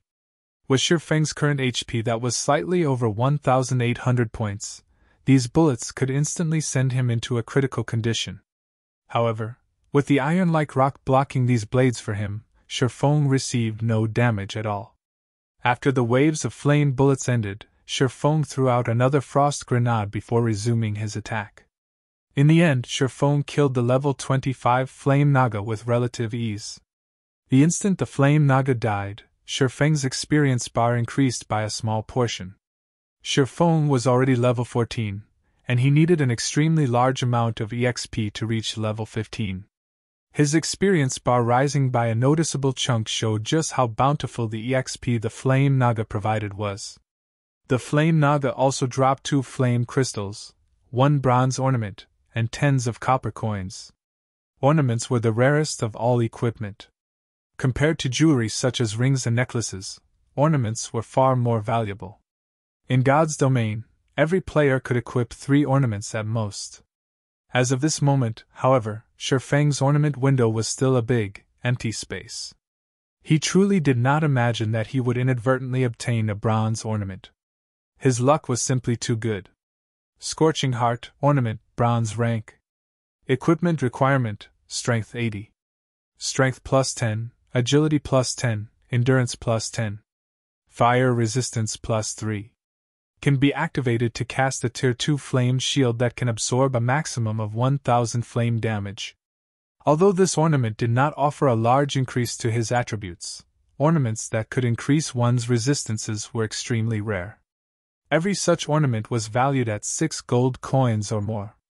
This is too great. I'm now level 14, and I have 114 points in strength and 131 points in agility. If I equip this Scorching Heart, it will increase both my strength and agility by 10 points, just enough for me to meet the requirements of 120 points in strength and 140 points in agility for the Blazing Meteor. Shifeng was ecstatic as he held the flame-red-colored Scorching Heart. Shifeng did not think that he could equip the pseudo-extraordinary weapon within such a short period after obtaining it. If he could equip the Blazing Meteor right now, his strength would definitely receive an explosive increase. He might even reach the standards of an official Tier 1 swordsman. Chapter 204 Battle Prowess of a Tier 1. Chapter 204 Battle Prowess of a Tier 1. If he could increase his strength to the standards of a Tier 1 swordsman, he could easily deal with the high Lord rank Scorching Lamia. The Scorching Lamia had 500,000 HP, Possessing the superior battle recovery of a High Lord ranked boss, the Scorching Lamia could recover 10,000 HP every 5 seconds. If players did not possess a DPS of 2,000, Sayla was, essentially, invincible. This was one of the reasons even an elite team of hundreds of players could not exhaust the High Lord to death. Not to mention, the Scorching Lamia possessed frightening attacks and overly powerful skills. If players wanted to raid Sayla head-on, it would be no different than seeking their own deaths even with a team of thousands of players. However, it would be a different story if they possessed the Flaming Sun scripture. Previously, before Shurfong obtained the Scorching Heart, he had close to no confidence of successfully soloing the Scorching Lamia. He merely thought of giving it a try. In any case, he would not incur a huge loss. However, he now had some confidence in actually killing Sayla. Although Shurfong had never experienced the might of a pseudo-extraordinary weapon, according to Shurfeng's estimates, it should grant him the strength of an official Tier 1 swordsman. Immediately, Shurfong retrieved the pseudo-extraordinary weapon, the Blazing Meteor, from his bag, equipping it on himself. Blazing Meteor, throwing weapon, dark gold rank. Equipment requirement, strength 120, agility 140. Attack power, value is set at player's strength 2. Strength plus 50, agility plus 65, endurance plus 10. Attack speed plus 5. Maximum throwing distance, 45 yards. Ignore levels plus 8. Attack speed increased by 15%. When attacking, 35% chance to ignore target's defense. 30% chance to activate quadruple phantom effect, each phantom causing 50% flame damage. 10% chance to activate knockback effect. 5% chance to activate burning flames effect, dealing 200 flame damage to the target every second for 10 seconds. Stacks up to 5 times. Additional skill, Flame God's Fury. Deals physical and flame damage to enemies within a 403-yard area. Deals 900% damage to the initial target, and damage reduces by 10% with each consecutive enemy hit to a minimum of 500% damage. Cooldown 3 minutes. The Blazing Meteor was forged by the Grand Master Forger, Celiora. Due to the limit of its materials, it is only a pseudo-extraordinary item possessing strength at the very limit of mortal men. The Blazing Meteor can be reforged into an epic ranked item after gathering epic ranked fire-type materials. User restriction Yi Feng. Unable to be dropped. Unable to be traded. After equipping it, Shurfeng's attributes instantly soared. His strength reached 174 points, while agility reached 206 points. He was only a few attribute points away from being able to equip the fragmented legendary ranked item, the Heavenly Dragon's Breath, which required 200 points in strength and 120 points in intelligence. With the improvements provided by the pseudo-extraordinary weapon, Shurfeng's attack power with throwing weapons increased to 696 points, while his melee attack power with his right and left hand were 444 and 426 respectively. The base damage for his ranged attacks far surpassed his melee attacks. In addition, due to the Blazing Meteor ignoring +8 levels, Shurfeng would no longer face any level suppressions, which would greatly reduce his damage when dealing with level 25 monsters. As Shurfeng's agility attribute reached 200 points, he once again activated one of the hidden passive skills, Basic Disappearance. The passive skill increased Shurfeng's movement speed and attack speed by 20% and greatly decreased his stamina consumption during a battle. When he tread water, he could travel a distance of 10 yards with a single leap. His evasion also increased by 10%. With such a boost, Shurfeng's confidence increased once more. I can start clearing the place now. Shurfeng shifted his gaze towards the distant elites and special elites.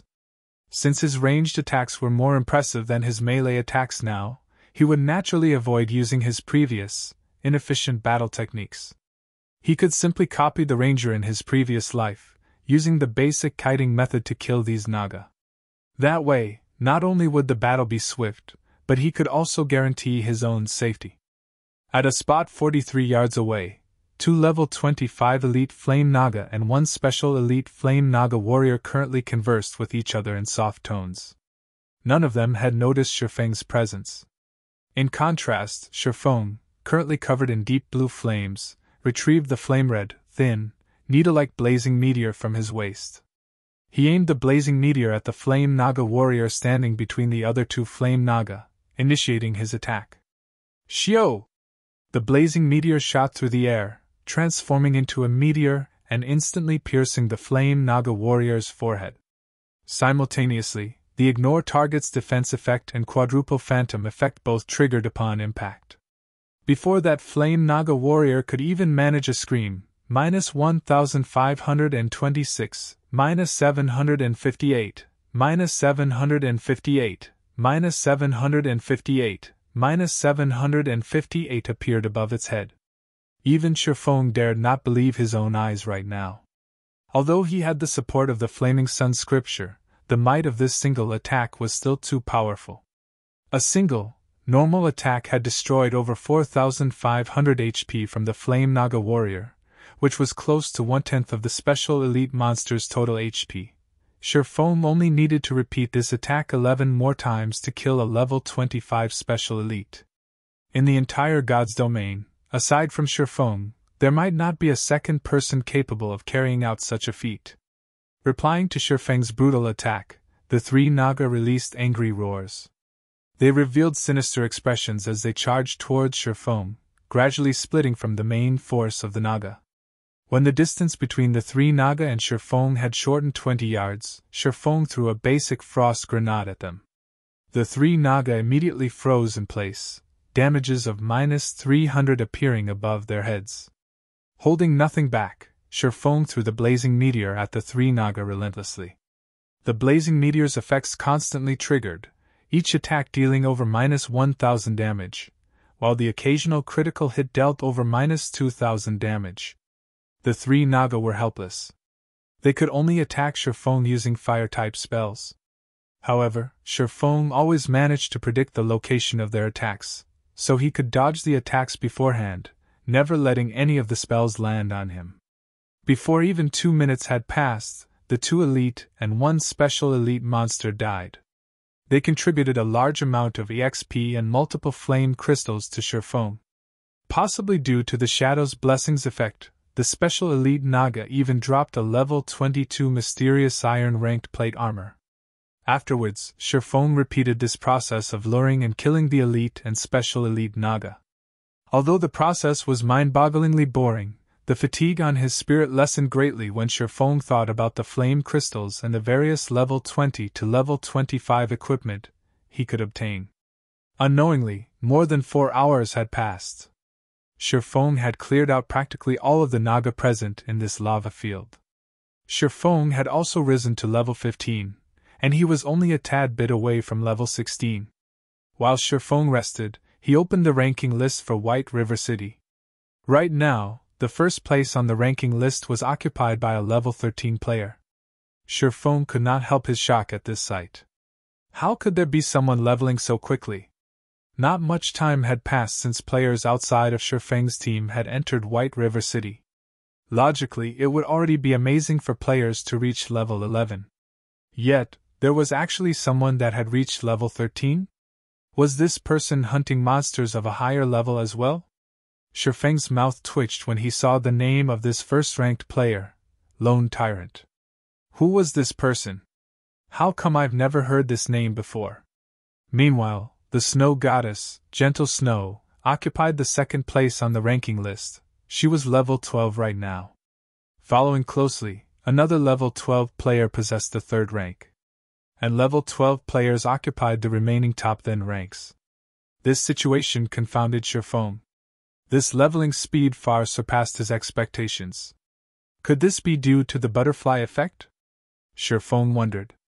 Although players' leveling speed would indeed increase after entering White River City, it shouldn't increase to such a degree. Meanwhile, the 11th to 50th ranked players on the ranking list were all level 11. Reaching this level was still reasonable. If these players were all level 12 or 13, Shifeng would truly be speechless. Although the first ranked player had already reached level 13, that player could not even reach Shifeng's shadow. If other players discovered this fact, they would definitely be shocked. After Shifeng reached level 15, he had placed all his free attribute points into intelligence. He had done so to meet the requirements of the Heavenly Dragon's Breath as soon as possible. However, the points he added were only a drop in the bucket. It should be about time to deal with you now. After recovering to perfect condition, Shifeng abruptly stood. He looked at the scorching Lamia still lounging in the pool of lava, a faint smile appearing on his face. Chapter 205 Queen's Rage. Chapter 205 Queen's Rage. Just when Shifeng contemplated raiding the delicate and weak-looking scorching Lamia, the entire White River City region flew into an uproar. The cause was no other than the White River City region's ranking list. A level 13 player actually held the first place. What is this? I've only managed to reach level 10 and enter White River City after much difficulty, yet there is already a level 13 player? What did this bastard eat growing up? I know, right? That lone Tyrant fellow previously ranked in the 10s, but he had suddenly shot up to first place, surpassing even the Snow Goddess. Lone Tyrant is from a guild called Dark Star. Isn't that a third-rate guild? How could they be so strong as to surpass the Snow Goddess? The official forums were already in a fiery uproar over this matter, and the previous issue relating to Shifeng had become forgotten history. Inside the level 10-man team dungeon, the Dark Crow Cave. A black-feathered crow with a 6-meter-tall body lay motionless on the ground, a pile of items sitting by its side. Among these items, there were pieces of level 10 mysterious iron set equipment. There were even 2 secret silver-ranked items and a large number of rare materials. Meanwhile, standing beside this black-feathered crow was a fairy. This fairy possessed skin as white as snow and an appearance that could charm any mortal man. Her body was the very definition of absolute perfection. However, this fairy's eyes possessed a penetrating gaze with a boundless and intimidating chill. This woman who seemed to transcend mortal men was none other than Gentle Snow. System: Ouroboros has cleared the hard mode of Black Crow Cave. Rewarding 300 guild reputation. Snow, someone's reached level 13 already. They're a lot faster than we are. Why don't we stop dungeon diving and resume leveling up? Possessing a similarly devilish body, Zhao Yuru pouted as she spoke, displeased. After going to a level 12 monster area while they were only level 9, they quickly discovered that they could constantly improve their battle prowess. Although it was extremely difficult to kill those monsters, in the beginning, they rose swiftly after experiencing many near-death situations and long periods of research and self-reflection. With their battle techniques having greatly improved, they felt that killing monsters 3 levels higher was no longer just a pipe dream. They also felt that they could achieve the feats Shifeng had displayed in the past, similarly obtaining an effortless victory over a great number of players. After arriving at White River City, they immediately picked up the daily reputation quests. They then looked for an extremely good leveling spot, grinding there for a period. However, due to their equipment being slightly outdated, they decided to raid a dungeon to upgrade their equipment, making preparations to obtain the first clear of one of the level 10 large-scale team dungeons. Otherwise, a player from a measly third-rate guild wouldn't have surpassed them. Ignore him. Compared to levels, the first clear of a large-scale team dungeon is far more important. Moreover, after exceeding level 15, it won't matter, even if we manage to clear the hell mode of a level 10 large-scale team dungeon. Our equipment should be close to ready now, so let's start with obtaining the first clear of a level 10 party dungeon. When Gentle Snow noticed Lone Tyrant's name occupying the first position on the ranking list, a calm smile appeared on her pure and untainted complexion.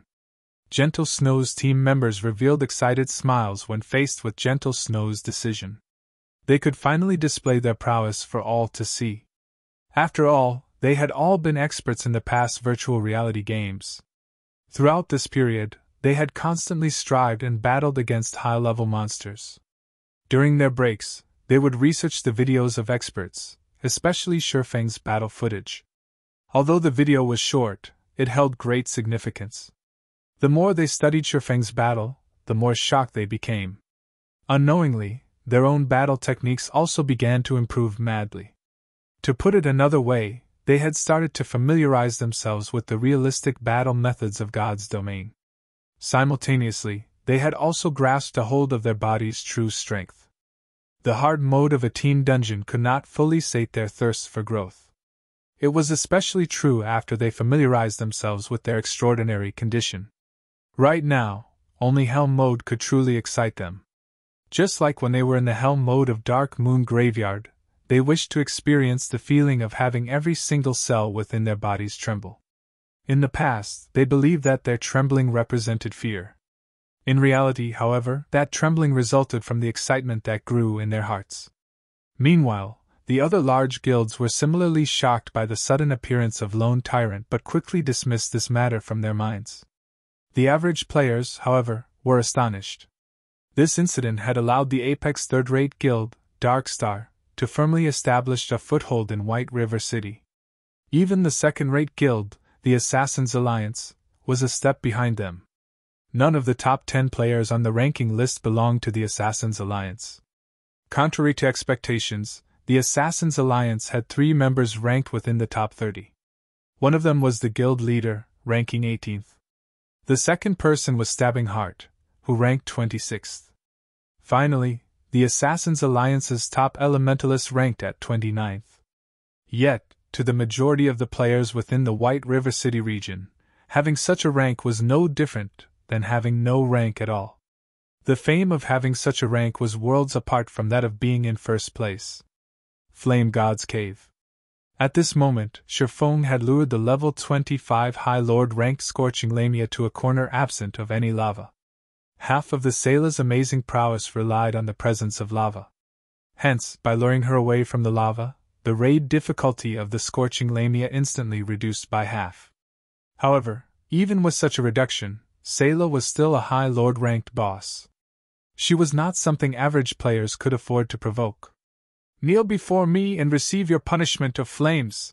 The Scorching Lamia's finger trembled, and suddenly, a whip of flames appeared from her finger. She then abruptly cracked her whip towards Shifeng's skull. The flame whip transformed into a streak of flowing light as it swung towards Shifeng's cranium. Queen's Whip. This was the melee skill that the Scorching Lamia often used. If an MT of the same level did not possess the Flaming Sun's blessing, this single whip could instantly kill him. In addition, this skill was a wide-range AoE skill, and it had a maximum attack range of 25 yards. If players wished to use the advantage of numbers to deal with the Scorching Lamia, they would quickly find themselves cremated by her whip. After all, even an MT could not block this attack, let alone the other fragile classes. Faced with the incoming flame whip, Shifeng sprung himself into the air and threw himself to the ground. Although he easily avoided the flame whip, the whip's flaming trail still singed Shifeng, dealing slightly over -70 damage. However, Shifeng took this chance to pull quite a distance away from the Sayla. He then jumped and twisted his body in the air, throwing the blazing meteor at the Scorching Lamia. A red glow shot forth, accurately piercing the left arm that the Scorching Lamia was about to lift. The attack activated the rarely seen burning flames effect, immediately causing -754 damage and inflicting a negative status effect that caused -400 flame damage per second for 10 seconds. Simultaneously, the attack also interrupted the rhythm of the Scorching Lamia's next attack. "Despicable human! I will capture you and make you my pet!" Rage surfaced on the Sayla's beautiful face. Immediately she swung her tail with all her might. Her speed abruptly soared, instantly shortening the distance between Shifeng and herself. Almost. Shifeng took a look at the surrounding environment, abruptly halting his steps. He then turned to face the Scorching Lamia, throwing a basic frost grenade at her. Hard iron-like rocks surrounded their current location. Not a single drop of lava was visible. This terrain would greatly limit the Scorching Lamia's most powerful skill, Queen's Rage. This skill allowed her to command the surrounding lava, transforming it into a wave that engulfed everything in its path. Even if Shifeng had 123 points of fire resistance, he still couldn't endure this fierce move. The Queen's Rage was the Scorching Lamia's ultimate team wipe skill. Aside from the Queen's Rage, Sherfong also needed to be careful of the arrows from the Scorching Snake Lady's bow, as this attack caused a combination of physical and flame damage. The Flaming Sun's blessing did not provide any physical damage reduction. Hence, Sherfong could, at most, take 2 hits from her arrows before saying goodbye to his life. Hence, he needed to treat them with care. Chapter 206 High Lord Rank Battle. Chapter 206 High Lord Rank Battle. Due to the Frost Grenade's effects, a layer of snow covered the black, charred land. Meanwhile, the Scorching Lamia's tail had frozen to the ground. Her motions halted as a result. A hint of fury surfaced on her beautiful countenance. She raised her right hand, pointing a finger at Sherfong. Immediately, a large gathering of violent fire-type mana collected at her tender, jade-like finger. This was one of Selah's skills, Flame Burst. Flame Burst had a 2-second cast time, and it was a continuous attack skill that caused extremely high fire-type damage to the target. It could practically instant-kill a top-tier MT with full HP, and even if that MT possessed the Flaming Sun's blessing, he would still receive a ton of damage. Watching the flames gathering at the Scorching Lamia's fingertip grow more violent, Sherfong immediately activated Defensive Blade. His eyes focused on the ferocious flames, and the instant she launched her attack, Sherfong simultaneously attacked with the blazing meteor. He intended to interrupt, or at least delay, the Scorching Lamia's assault. In God's domain, players could dodge spell attacks. However, they needed an accurate grasp on the timing of the attack. Otherwise, whether dodging a second too late or too early, the attack might land on its target. As casting spells would provide the caster with a lagging advantage, the caster could gain a clear grasp of their target's movements before launching their attacks. If players dodged before the spell released, they would become an easier target. Hence, the best time to dodge a spell was the moment the spell was released. However, once a spell discharged, it would travel to its target with blinding speed, making it extremely challenging to dodge.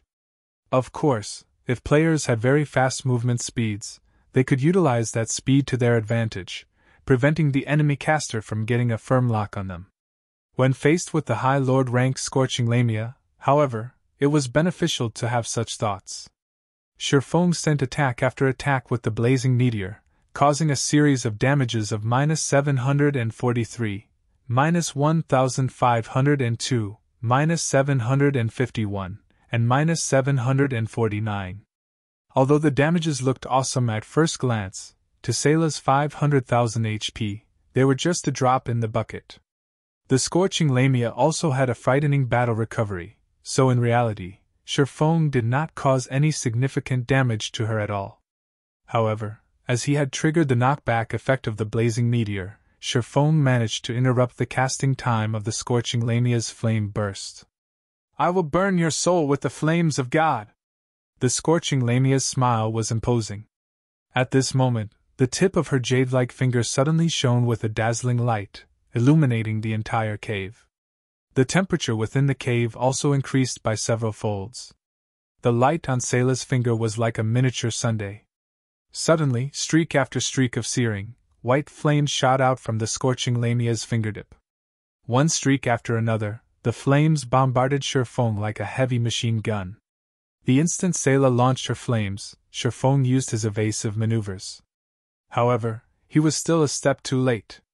In the blink of an eye, one of the flames struck him, robbing the defensive blade of one of its limited charges. Although the first streak hit its target, Sherfong dodged both the second and third. The flames scraped past Sherfeng's clothes, striking the rock wall behind him. Boom! Boom! The wall, which was normally as hard as steel, was as soft as water when struck by the white flames. Not to mention easily piercing through the rock wall, the flames even formed a 1-meter wide and 10-meter deep tunnel into the rock wall. What was even more shocking was that the tunnel seemed polished. The walls of the tunnel were smooth and sparkling, giving it a metallic sheen. This was the result of those molten white flames. If Sherfong had not used the defensive blade to block that attack, he would have evaporated out of existence. Although this was not the first time Sherfong had encountered this attack, he would still feel his heart skip a beat each time he witnessed this frightening power. This was the strength of a High Lord. A battle with a High Lord-ranked boss was no ordinary battle. Instead, it was a superhuman battle that could cause the destruction and reformation of the surrounding terrain. When the bombardment ended, Shifeng had exhausted the remaining charges on the defensive blade. However, the Scorching Lamia had halted her steps for quite a while now. Due to Shifeng constantly throwing frost grenades at her, Sayla could only take out her bow and attacked with her fire arrows. Compared to the flame burst, these fire arrows were much easier to dodge. Shifeng managed to attack with the blazing meteor while simultaneously dodging the fire arrows, steadily depleting the Scorching Lamia's HP. However, Sayla was no fool. She too knew how to dodge. Only due to her frozen body, very rarely did she manage to dodge or block against an attack. 98%, 95%, 93%, 91%. Over an hour had passed, and Shifeng didn't even know how many times he had thrown the blazing meteor. In the meantime, the Scorching Lamia's HP gradually decreased, finally reaching 80%. During this time, the Scorching Lamia had cast up to 9 flame bursts and Queen's Whips, but Shifeng defended against all of them with either defensive blade or parry. At one point, a flame burst nearly killed Shifeng. Fortunately, he quickly used an intermediate recovery potion, replenishing much of his missing HP. Although constantly attacking and dodging made the battle seem tedious, it would still be extremely worthwhile if such a tedious task allowed Shifeng to kill a High Lord-ranked boss. A High Lord-ranked boss's drops were normally bountiful, and at the very minimum, it would drop a fine gold-ranked item. There was even the possibility of dropping several dark gold-ranked items. Fine gold rank or dark gold rank, players at this stage of the game could only dream of possessing either. Not to mention, before Shifeng had even reached level 25, he already had a reliable source for level 25 equipment. After landing attack after attack on the Scorching Lamia, the Burning Flames effect had stacked up to 5 times, causing Sayla to lose 2000 HP per second. The damage was just right to combat the Scorching Lamia's battle recovery. Suddenly, the Scorching Lamia's HP started rapidly decreasing. After another 2 hours, the Scorching Lamia's HP fell to 23%. If Shifeng continued with this pace, the battle would conclude in, at most, 1 hour. At that thought, Shifeng's hands moved faster as he further increased his attack rate. At this moment, Shifeng's system communication suddenly rang.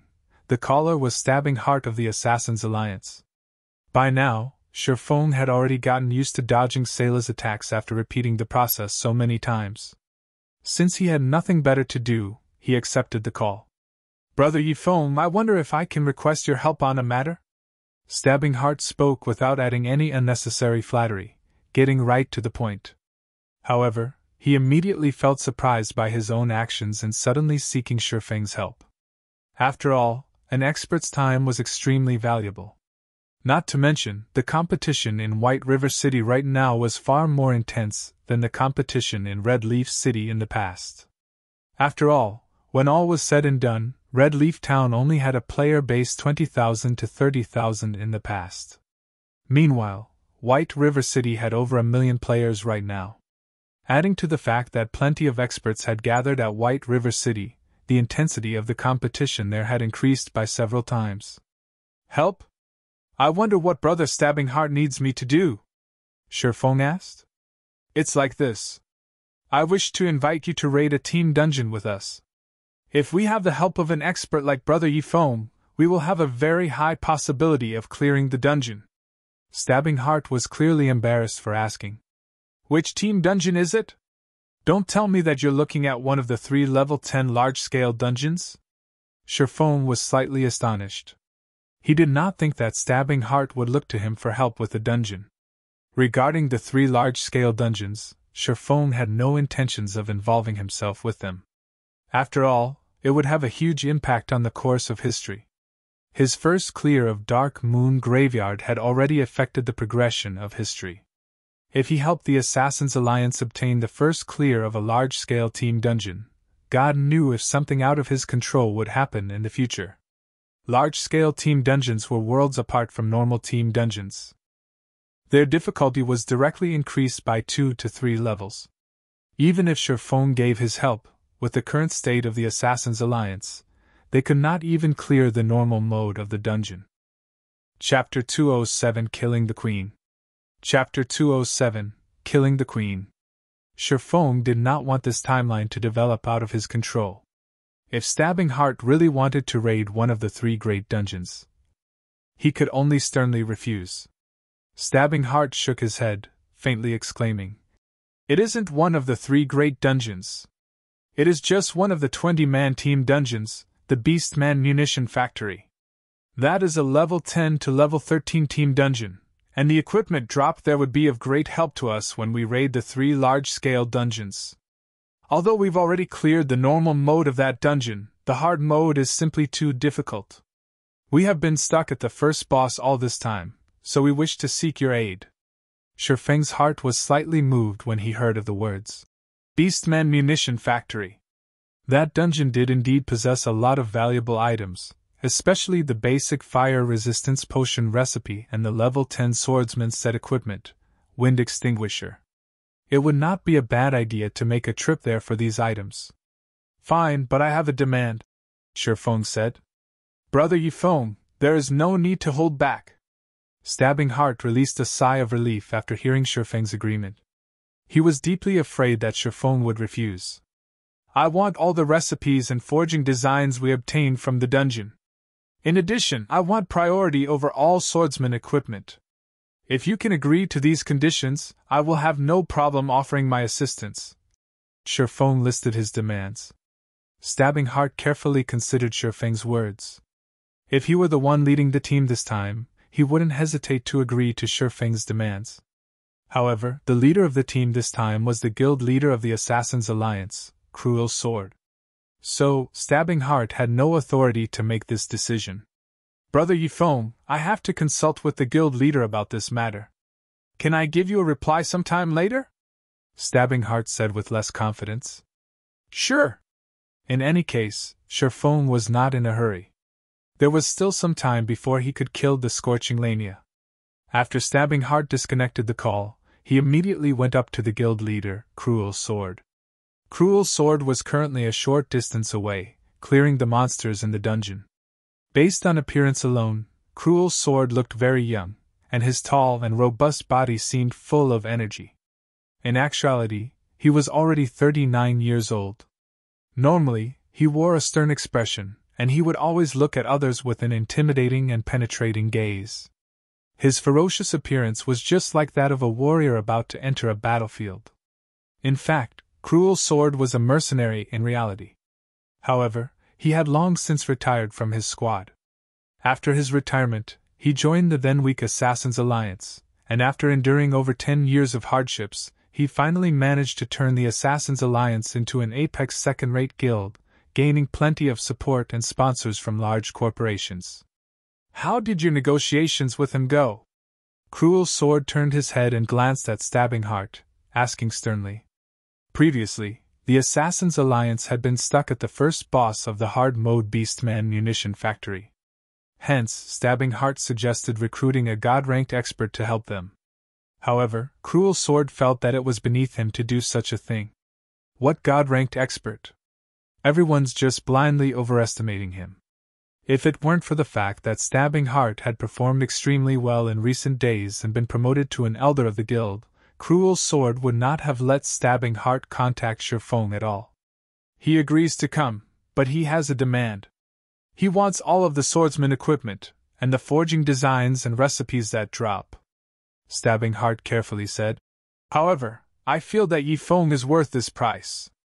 After all, even the snow goddess greatly valued his performance." After listening to these words, Cruel Sword's coarse eyebrows furrowed. He clearly felt dissatisfied about Sherfeng's demands. "Boss Cruel Sword, Yifeng is truly powerful.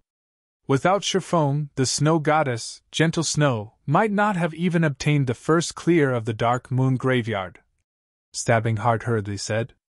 "Gentle Snow, is it?" Cruel Sword's resolve slightly wavered after hearing this name. Just half an hour ago, Gentle Snow had shocked all players throughout the entire White River City region, Cruel Blade included. Gentle Snow had taken down the first clear of 4 level 10 party dungeons, and 2 level 10 small-scale team dungeons.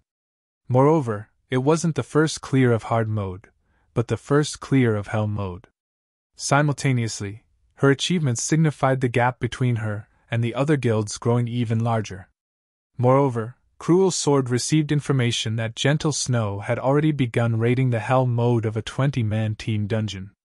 If Gentle Snow really succeeded, she would no longer occupy the same playing field as the other guilds within the White River City region.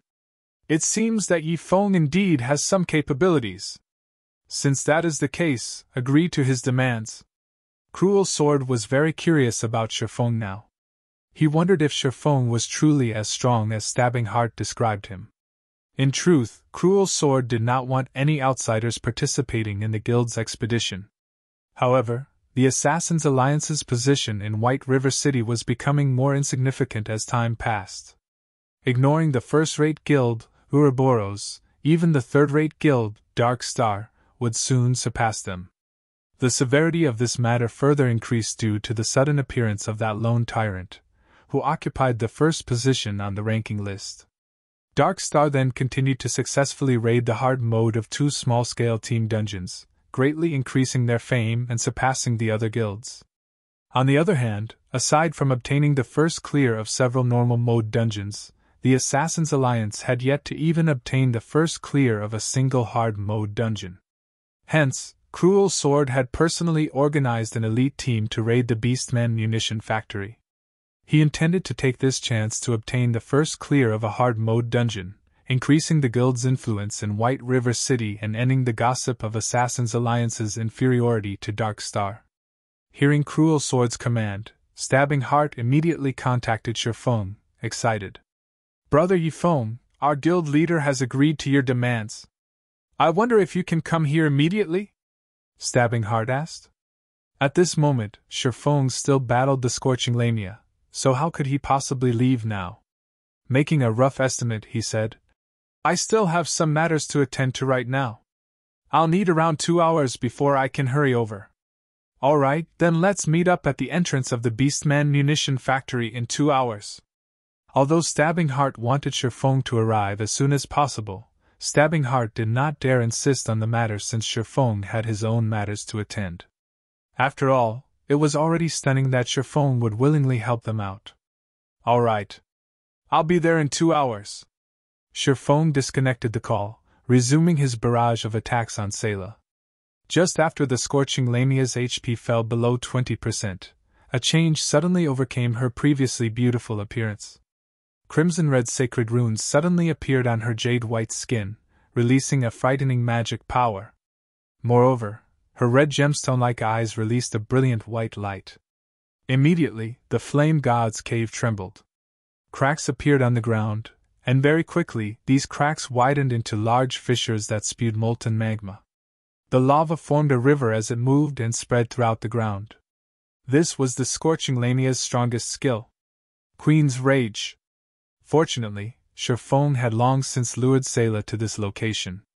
Otherwise, the lava that spewed from the ground would not be limited to a single river. It would form a great ocean that could instantly turn tens of thousands of players into ashes, becoming fertilizer for this great piece of land. Immediately, Shifeng activated gravity liberation. He jumped up into the air, and like a cannonball, he shot forth towards a rock wall some 10 meters away, successfully avoiding the incoming surge of lava. Approximately half a minute passed before the lava fully receded. However, the land was still dyed a crimson red, releasing piping hot steam into the air and the surrounding environment. If an average player set foot on this land, they would lose at least 500 HP every second in the best-case scenario. However, Shifeng was different. He had 123 points in fire resistance, so he could completely ignore the ground's high temperature. After he landed, he immediately resumed his attacks on the Scorching Lamia. It was extremely exhausting for Sayla to cast Queen's Rage. So, after using the skill, she would enter a period of weakness. During this period, she would not have any attack power remaining, and it was the best time for Scorching to kill her. If Scorching waited for the land to recover its normal state, the Scorching Lamia would have also recovered from her weakened state. In addition, her HP would also recover to 30% or above.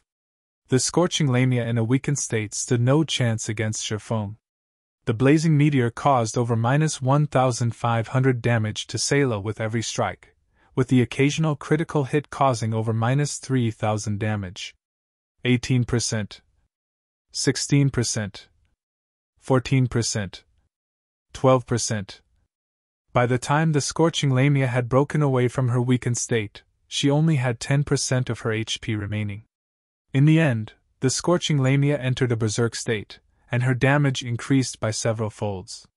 However, with Scorching's frost grenades controlling her movements from beginning to end, Sayla could not display her frightening might in melee combat at all. After another 10 minutes or so, the Scorching Lamia released a blood-curdling scream as her body fell to the ground. Instantly, Scorching's level increased by 1, reaching 17% of level 16. The bountiful EXP even shocked Scorching.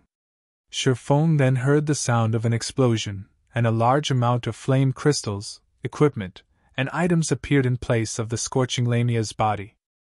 Chapter 208 Beastman Munition Factory. Chapter 208 Beastman Munition Factory. It really is great to have the Shadow's blessing. Scorching's eyes slightly twitched as he looked at the shining loot scattered across the ground. It was the first time he truly felt fortunate about the 3 points of luck. It seems that I should get more equipment that increases the luck attribute in the future. I can use it specifically when killing bosses. If he obtained jackpots similar to the Scorching Lamia's as well, accumulating wealth would be a very simple task. In God's domain, the term jackpot only applied to boss monsters, since bosses would give out more loot than usual. Normally, the number of items dropped was double or triple the usual amount, and players looked forward to such situations the most.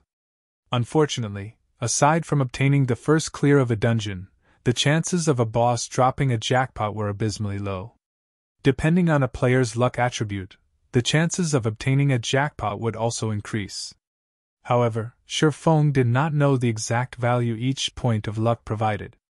He only knew that the higher the luck, the greater were the chances of obtaining a jackpot. If Scorching's luck increased to 10 points, he might obtain another jackpot if he killed a high Lord-ranked boss in the future. To players, nothing was more exciting than obtaining even more high-level equipment and items. As this was the Flame God's Cave, the Scorching Lamia's jackpot was extremely valuable. It was much more beneficial than killing 2 to 3 high Lord-ranked bosses. This is ridiculous. Just a single Scorching Lamia dropped close to half of my previous harvest of flame crystals. Scorching was immediately shocked after he collected and arranged all the loot. Previously, he had only obtained a total of 223 flame crystals from killing many level 25 common, elite, and special elite monsters. Yet, the Scorching Lamia gave him 102 crystals.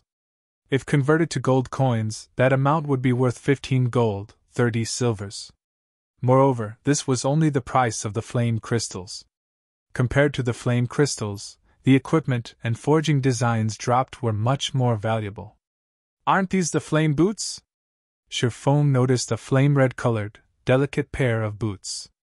There were 3 gorgeous flame crystals embedded into each side, giving the boots a dazzling appearance. Flame boots, plate boots, dark gold rank. Level 25. Defense plus 175. Strength plus 21, agility plus 30, endurance plus 15. Movement speed plus 8. Fire resistance plus 5. Additional skill dash. Flame rush. Increases movement speed by 100% for 10 seconds. Cooldown, 2 minutes. Just the value of this piece of equipment exceeded 20 gold. In addition, Sayla also dropped a dark gold ranked shield. Light of Day shield, dark gold rank. Level 25. Equipment requirement, strength 130. Defense plus 665. Block rate, 41%. Defense skill level plus 2. Strength plus 34, agility plus 10, endurance plus 32. Maximum HP plus 15%. Additional passive skill dash. Guardian Heart reduces incoming damage from the front by 20%. In addition, all damage received reduced by 10%. Not to mention a shield, equipment meant for MTs was usually abnormally expensive. Moreover, the attributes of this shield were extremely beneficial. If sold, its minimum price would be at least 40 gold. Aside from those 2 dark gold ranked items, there were 7 secret silver ranked items. 3 of them were level 25 mage equipment, 2 were level 25 healer equipment, 1 was level 25 leather armor, and the last was a level 25 two-handed axe. Every piece could sell for at least 3 gold coins. Meanwhile, the most precious of them all was the Raging Flames armor forging design. This was also Shifeng's first time seeing this item. Shifeng was immediately stunned when he read the introduction of this forging design. The Raging Flames armor was a level 25 secret silver ranked plate armor. Although its base attributes were ordinary, it was a very valuable item. It specifically catered to MTs when dealing with fire-type monsters. One could say that the Raging Flames armor was the best level 25 secret silver ranked breastplate. If utilized properly, the value of this forging design could exceed 100 gold. However, flame crystals were necessary to craft the Raging Flames armor.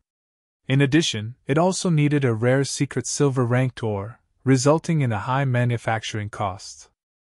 However, it would be greatly desired once forged. In particular, when it was used in the level 25 large-scale team dungeon, Flame's Nest, it would be frighteningly effective. The Raging Flames breastplate gave 8 points of fire resistance, and reduced the user's flame damage received by 20%. No other secret silver equipment could compare to this effect. Aside from the equipment, there was also a flame-red-colored skill book. The words Flame Burst decorated the cover. This was the same skill the Scorching Lamia had used on Shifeng. Shifeng had personally witnessed this attack and knew full well the frightening might of that skill. Yet, such a skill was unexpectedly a universal skill that any class could learn. Without hesitation, Shifeng chose to learn the skill. He then called out the skill interface. Flame Burst. Level 1, requires 100,000 EXP to upgrade to level 2. Channeling time, 2 seconds. Gathers the power of flames to a single point, and causes 300% damage to the target. Attack count 4 times. Cooldown 5 minutes. Compared to other skills that required skill proficiency to level up, Flame Burst belonged to the special skills category. Instead of skill proficiency, it required EXP to level up. Shifeng greatly admired Sayla's Flame Burst. If he could possess a similar might to the Scorching Lamia when he used the Flame Burst, he needed only a single move to instant kill a player of the same level. Just the thought of achieving such a feat invigorated him. However, the skill level was too low right now. It could not achieve such an effect in all. Since his level was relatively high right now and his leveling speed was also very fast, Shifeng did not feel much heartache towards such a small amount of EXP. Hence, he immediately supplied 100,000 EXP to the skill, upgrading it up to level 2. The Flame Burst's damage increased to 350%, while the attack count remained unchanged. There was also no change to its cooldown. This time, 300,000 EXP was needed to upgrade the skill to level 3. However, Shifeng chose to upgrade it without hesitation. He needed several million EXP just to level up now, so 300,000 was not a significant amount. Instantly, Shifeng fell back down to level 15.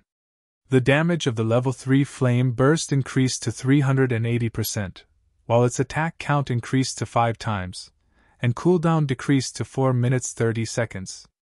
This was a more noticeable improvement. Meanwhile, it now required 800,000 EXP to upgrade to level 4. Yet, Shifeng still chose to upgrade it. The damage of the skill increased to 400%, attack count remained at 5 times, and cooldown decreased to 4 minutes. The skill needed 2 million EXP to upgrade to level 5 this time. Shifeng similarly upgraded it to level 5 without hesitation. The damage of flame burst increased to 420%, attack count increased to 6 times, and cooldown decreased to 3 minutes 30 seconds. As a result of such a huge increase, however, Shifeng had fallen to level 14. If he wanted to upgrade the skill to level 6, he needed to supply 4 million EXP. Even if he dropped back down to level 0, he could not raise Flame Burst to level 6. It seems that I can only wait until after level 20 before upgrading the Flame Burst again. Shifeng felt it was unfortunate. However, a level 5 Flame Burst was sufficiently amazing already. It was certainly a very useful trump card. Shifeng had spent quite a sum of money on his trip to the Flame God's Cave this time. Not to mention using more than 2 stacks of basic frost grenades, he also used the Flaming Sun scripture. However, with such an astonishing harvest, the losses he incurred were negligible. There's still some time left. I'll get some rest before heading to the Beastman Munition factory. Shifeng called out the system clock, discovering that he still had some time before the appointed time. Seizing this chance, he could get some repairs done to his equipment and store his loot into the bank. He would return to the Flame God's Cave again in the future when he had the time. The boss of the Flame God's Cave had a respawn time of 2 days. In other words, Shifeng would return to the Flame God's Cave to kill its boss once every 2 days. Not only could he level up quickly by doing so, but he could also obtain plenty of high-level equipment. This place was sacred ground for players. It was no wonder the ranger, who was the first person to discover this place, made a huge earning. Outside of the Beastman Munition factory, Cruel Blade and the others had already gathered at the dungeon's entrance. They currently discussed their strategy to raid the dungeon. During the time they spent waiting for Shifeng, they challenged the dungeon twice more. However, the end result was still the same. Obtaining the first clear of a hard mode team dungeon was much more difficult than they had imagined.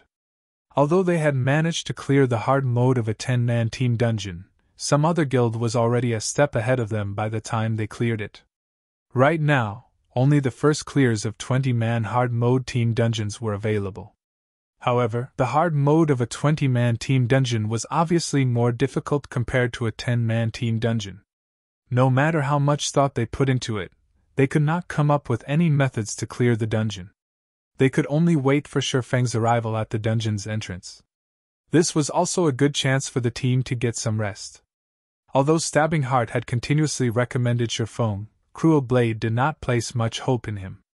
After all, the Assassin's Alliance was an apex second-rate guild. Experts were a dime a dozen within the guild. Meanwhile, they had gathered 20 experts to raid the Beastman Munition factory, but they still died under the first boss feat. What difference would an additional, independent player with good techniques make? Guild leader, someone's coming. One of the guild's scouting assassins suddenly spoke in the team chat. Chapter 209 Lone Tyrant. Chapter 209 Lone Tyrant. Hearing that someone approached, Stabbing Heart thought that it was Shifeng. Hence, he turned his gaze towards the entrance. However, the person walking over was not Shifeng at all. Moreover, it was not just a single player, but a group of players. This was a 20-man team. The members of this team all wore impressive equipment. Practically all of them wore a mix of bronze and mysterious iron equipment, with the majority being mysterious iron equipment. There were also a few players among them wearing level 10 class-specific set equipment that only dropped from level 10 team dungeons. Although they were only individual pieces, at this stage of the game, they were definitely considered top-tier equipment to guilds. The leader of this team was a Guardian Knight. Judging by appearances, the man looked to be around 25 years of age. There was a nasty smile on the man's face. The man wore a mix of red and white-colored heavy armor, and carried a blood-red cross shield and long sword. It can't be, right? That shield warrior has the complete bloody brilliant set equipment. That's a level 10 mysterious iron set equipment. The glow from his shield and longsword show that they are both of secret silver rank. How come I have never seen such equipment before? The members of Assassin's Alliance started a quiet discussion when they saw the leading Guardian Knight. The Bloody Brilliance set equipment could only be obtained from level 10 hard mode team dungeons. The fact that this group of newcomers had gathered a full set displayed just how powerful their team was. They seemed to be players from Dark Star. Making a careful observation, Stabbing Heart suddenly discovered that the guild emblem these players donned belonged to that of the guild, Dark Star. He then observed the leading Guardian Knight, suddenly exclaiming in shock, "He's Dark Star's lone tyrant!" Cruel Sword's complexion immediately turned grim at these words. Lone Tyrant of Dark Star was currently number 1 on the ranking list. In addition, Dark Star had also managed to obtain the first clear of 2 hard mode dungeons. Due to the contribution of these 2 factors, Dark Star was already like the sun at high noon, and they were currently in their heyday. Cruel Sword did not think that Dark Star would make their move so soon. They were already attempting to raid a 20-man team dungeon. If they really obtained the first clear of a 20-man team dungeon, the Assassin's Alliance would truly be in an embarrassing position in White River City. After all, due to obtaining the luxury guidebook of White River City in advance, the Assassin's Alliance had made ample preparations before entering the city itself. As a result, they enjoyed a flourishing period after they entered White River City. Many players even thought that the Assassin's Alliance had the possibility to surpass the first-rate guilds. Hence, now that Dark Star was on the rise, players would naturally compare the Assassin's Alliance and Dark Star, resulting in the Assassin's Alliance's status in White River City becoming very awkward. "Oh? Isn't this the guild leader of the Assassin's Alliance? What a coincidence!" Lone Tyrant laughed as he spoke to Cruel Sword. "Unfortunately, you guys have simply wasted your time by coming here, as the first clear of the hard mode Beastman Munition factory already belongs to Dark Star." The other members of Dark Star similarly revealed disdainful smiles as they looked at the members of the Assassin's Alliance. Currently, throughout the White River City region, Dark Star's influence surpassed that of the Assassin's Alliance. Moreover, Dark Star had a much shorter history than the Assassin's Alliance. The Assassin's Alliance's current success lay in the fact that they had a long-established history, so the benefits they provided to their guild members were slightly better. However, Dark Star would definitely surpass the Assassin's Alliance in the future. "We'll see about that." Cruel Sword ignored Lone Tyrant's provocation, only coldly replying with a single sentence. Only by personally experiencing it would one understand the difficulty of a 20-man hard mode dungeon. It would be meaningless to argue with a little bastard over who would obtain the first clear of a hard mode dungeon. When Lone Tyrant saw that his provocation had failed, he quickly lost interest and turned to leave. At this moment, a deep and low voice resounded by everyone's ears. "Sorry I'm late." The person speaking was precisely Sherfone. As he had to repair his equipment, store his items in the bank, and register more hard stones on the auction house, he had wasted quite a lot of time before coming here. "Brother Yifeng, you're finally here!" Stabbing Heart, who was originally enraged due to Lone Tyrant's provocation, immediately cheered up when he noticed Sherfeng's arrival. He hurriedly went up and welcomed Sherfeng. Meanwhile, this was the first time Cruel Sword had personally met Sherfeng. He discovered that Sherfeng still used a complete bronze set equipment. Sherfeng's level and the quality of his other equipment were also indiscernible. Moreover, looking at Sherfeng's age and appearance, he was obviously just an immature youth. He did not possess the sharp temperament of a top-tier expert at all. However, he had obtained the first clear of the Helm Mode Dark Moon Graveyard with Gentle Snow. Coupling that with the widespread battle footage from before and the fact that Sherfeng was the first player to enter White River City, Sherfeng should possess some real skills. However, they were not here to fight other players in the dungeon.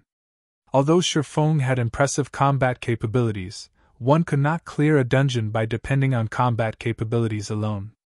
Hence, Cruel Sword did not look favorably upon Sherfeng. "Ha ha! What a joke! So even the famous Assassin's Alliance has to invite someone to raid a team dungeon. Moreover, you've even invited an independent player. It seems that the Assassin's Alliance only amounts to this much. To think that I've always thought of the Assassin's Alliance as an actual opponent, I was truly blind." Lone Tyrant looked at Sherfeng, then turned to look at Cruel Sword again before involuntarily laughing. You! Stabbing Heart wanted to flare up in rage. However, he had no counter to Lone Tyrant's words.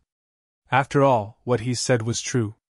The other Assassin's Alliance members had also lowered their heads in shame. At this moment, their hearts harbored dissatisfaction towards Stabbing Heart. They were already disappointed with Stabbing Heart's previous decision of inviting Sherfone, so the humiliating situation now only made it worse. Yet, although they wished they could immediately chase Sherfone away, they dared not voice their opinions. After making fun of the Assassin's Alliance, Lone Tyrant's gaze shifted towards Sherfone. Pretending to be surprised, he sneered and said, "And here I thought the Assassin's Alliance had invited some amazing person.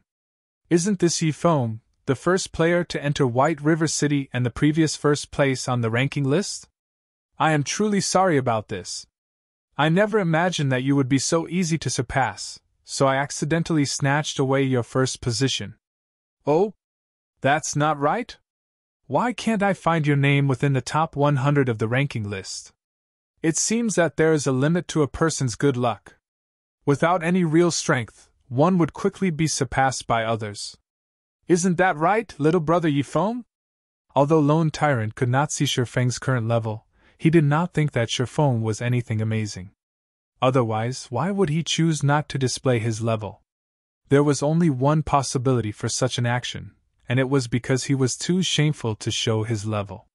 Sherfone was clearly the first player to enter White River City, yet, a majority of players surpassed him in levels. So it was very logical that he would choose to hide his level in shame. "Brother Sherfone, let's just ignore him and enter the dungeon." Afraid that Sherfone would grow angry and leave, Stabbing Heart hurriedly dragged Sherfone away from the players of Dark Star. "The players within the White River City region have constantly used the Assassin's Alliance as a comparison to Dark Star. Previously I had felt proud of this matter, but now, I can only feel embarrassment. Please don't associate Dark Star with you all anymore in the future. We really can't bear this sort of shame." Lone Tyrant did not care much about an expert who was already past his prime. He shifted his gaze once more to Cruel's sword, mocking him. "An Apex second-rate guild? Pah! They aren't even comparable to a third-rate guild. The Assassin's Alliance has truly declined.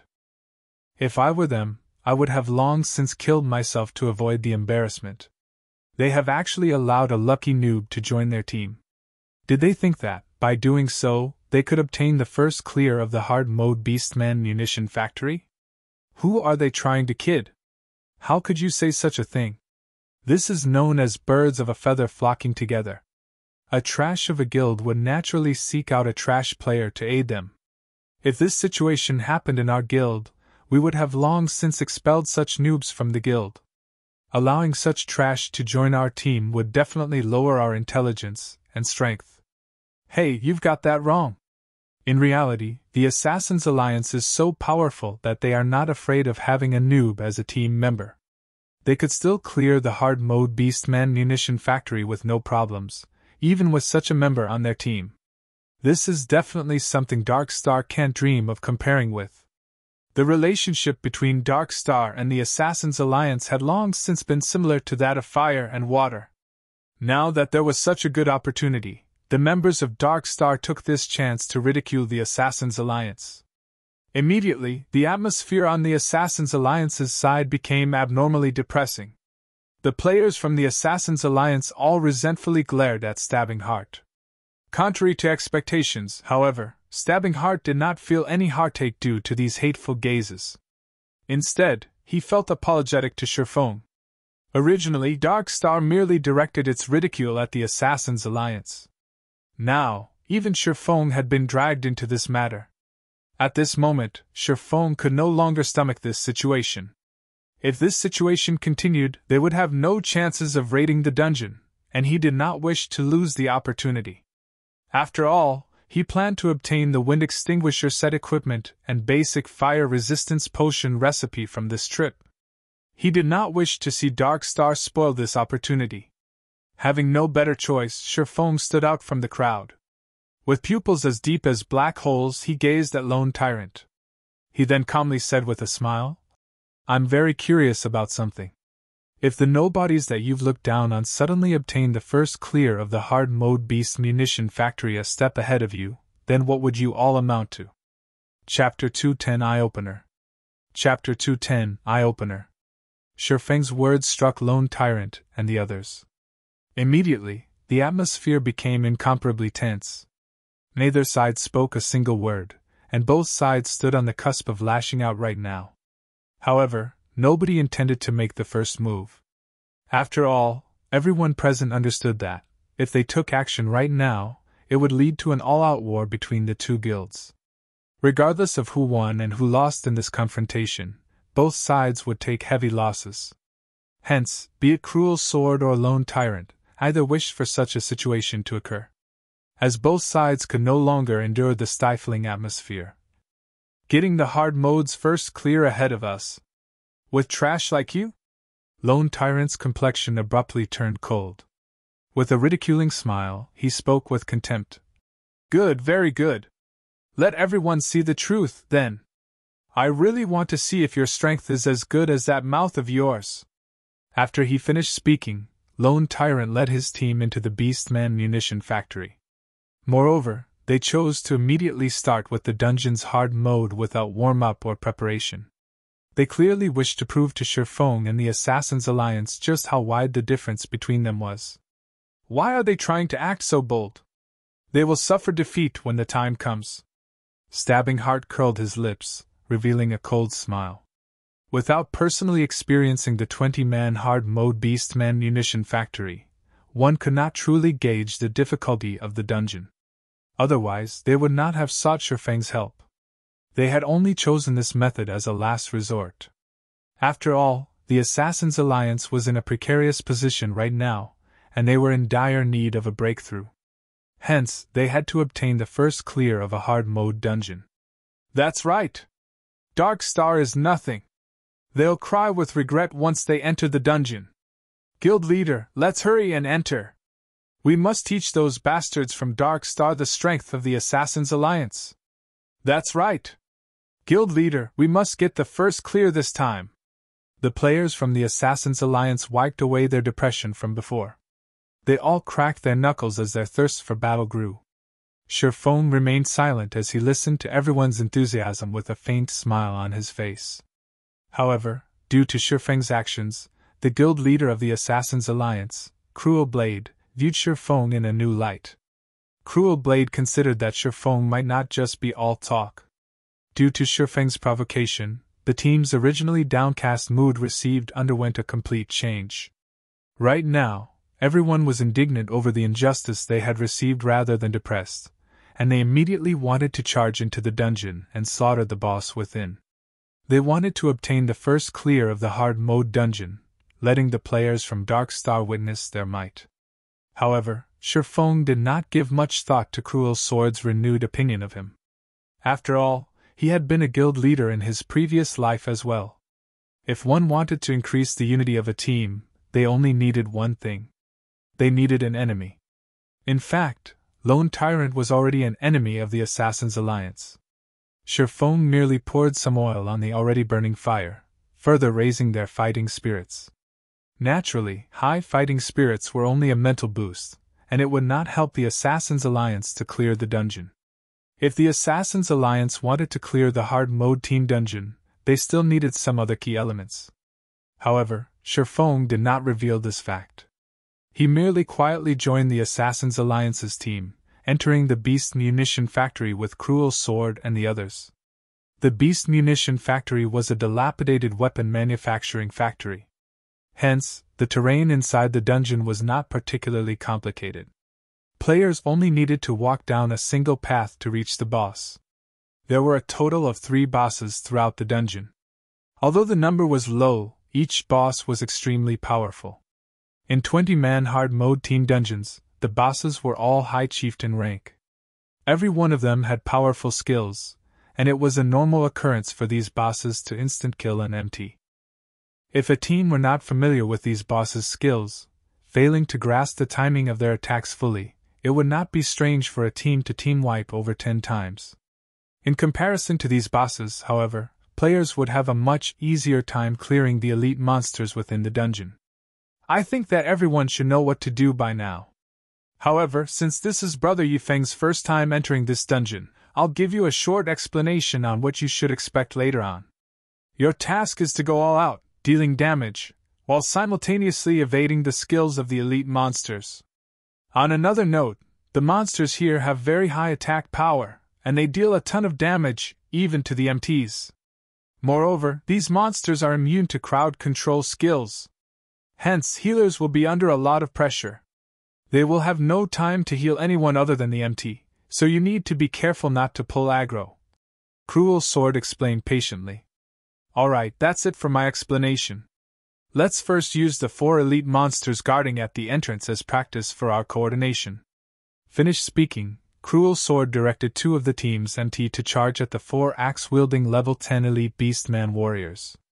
Beastman warrior, elite rank. Level 10. HP 50,000/50,000. As this was a dungeon, the monsters in here had both their HP and attack power greatly increased. They were much stronger compared to the level 10 elite monsters out in the fields. One of the 2 MTs was a shield warrior, while the other was a guardian knight. Each of them held the 2 monsters aggro. However, when Sherfong saw the damage these 2 MTs dealt to the monsters, he was immediately stunned. A normal attack from the shield warrior only dealt -32 damage to the Beastman warriors. When the shield warrior used heroic strike, he only dealt -66 damage. Meanwhile, the guardian knight fared even worse than the shield warrior. The guardian knight's normal attack only dealt -24 damage, while his divine strike only dealt -51 damage. Both of these MTs were level 10 players, and both of them wielded mysterious iron weapons. Even if it were a one-handed weapon, when faced with an elite monster of the same level, it should not deal such little damage. Thus, Sherfong was shocked by this sight he witnessed. Although the 2 MTs took care to evade the attacks of the monsters, they were very clumsy.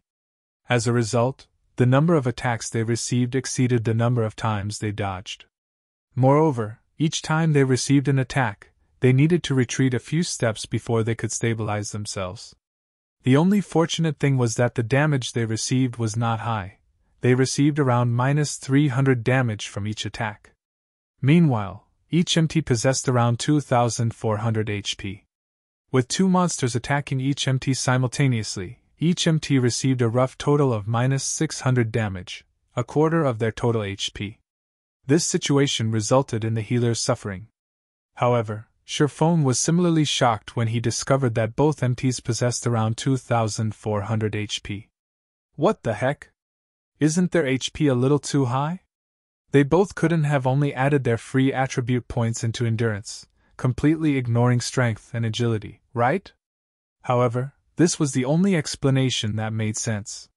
It explained why, even though both MTs were clearly gaming experts, they required so much effort just to dodge an attack and why their damages were so pitiful.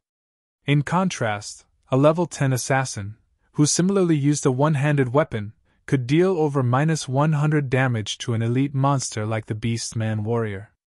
They could even deal over -200 damage if they used a skill. The MT's strength was just abysmal. Their agility was similarly too low, preventing them from dodging attacks that they could have clearly evaded.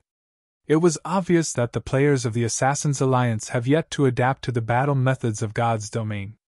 They clearly possessed plenty of expert players, yet, they were unable to exhibit their full potential. It was no wonder the Assassin's Alliance became an obscure existence during the early stages of the game. Only after half a year had passed since God's Domain's launch did they gain some achievements. If the Assassin's Alliance battled the boss of the Beastman Munition factory like so, Sherfong would be surprised if they didn't team wipe. It was truly a wonder as to how they managed to clear a 10-man hard mode team dungeon. I wish to say something, is that alright? Sherfong looked at Cruel Sword, asking softly. Although the Assassin's Alliance now possessed Lone Tyrant as a great enemy, the members of the team still had negative opinions of Sherfong. They only kept their mouths shut due to his relationship with Stabbing Heart. However, if Sherfong dared push his luck, they would not sit idle. Speak your mind. As long as it benefits the dungeon raid, We will not reject it. Cruel Sword had managed to discern Shifeng's capabilities somewhat. He could somewhat understand why Gentle Snow would take a fancy to Shifeng. After all, Shifeng indeed possessed strength. Can we replace the two MTs? Shifeng asked, holding nothing back. Chapter 211 Brilliant Effect. Chapter 211 Brilliant Effect. Although Shifeng's tone was soft, power filled his voice. It caused the female healers nearby to tremble, nearly failing to cast their heals on the two MTs. The two MTs tanking the 4 elite monsters were similarly shock stiff, receiving a direct hit from the giant steel axes of the Beastman warriors. Damages of over -400 points appeared above both MTs, and the two retreated close to half a dozen steps before they managed to stabilize themselves. The other damage-dealing team members also froze.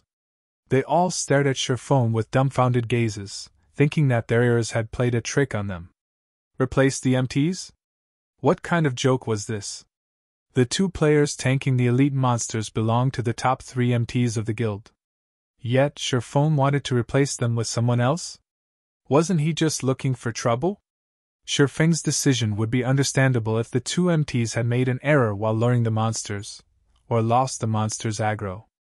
However, either of the MTs made such mistakes. So, why should they be replaced?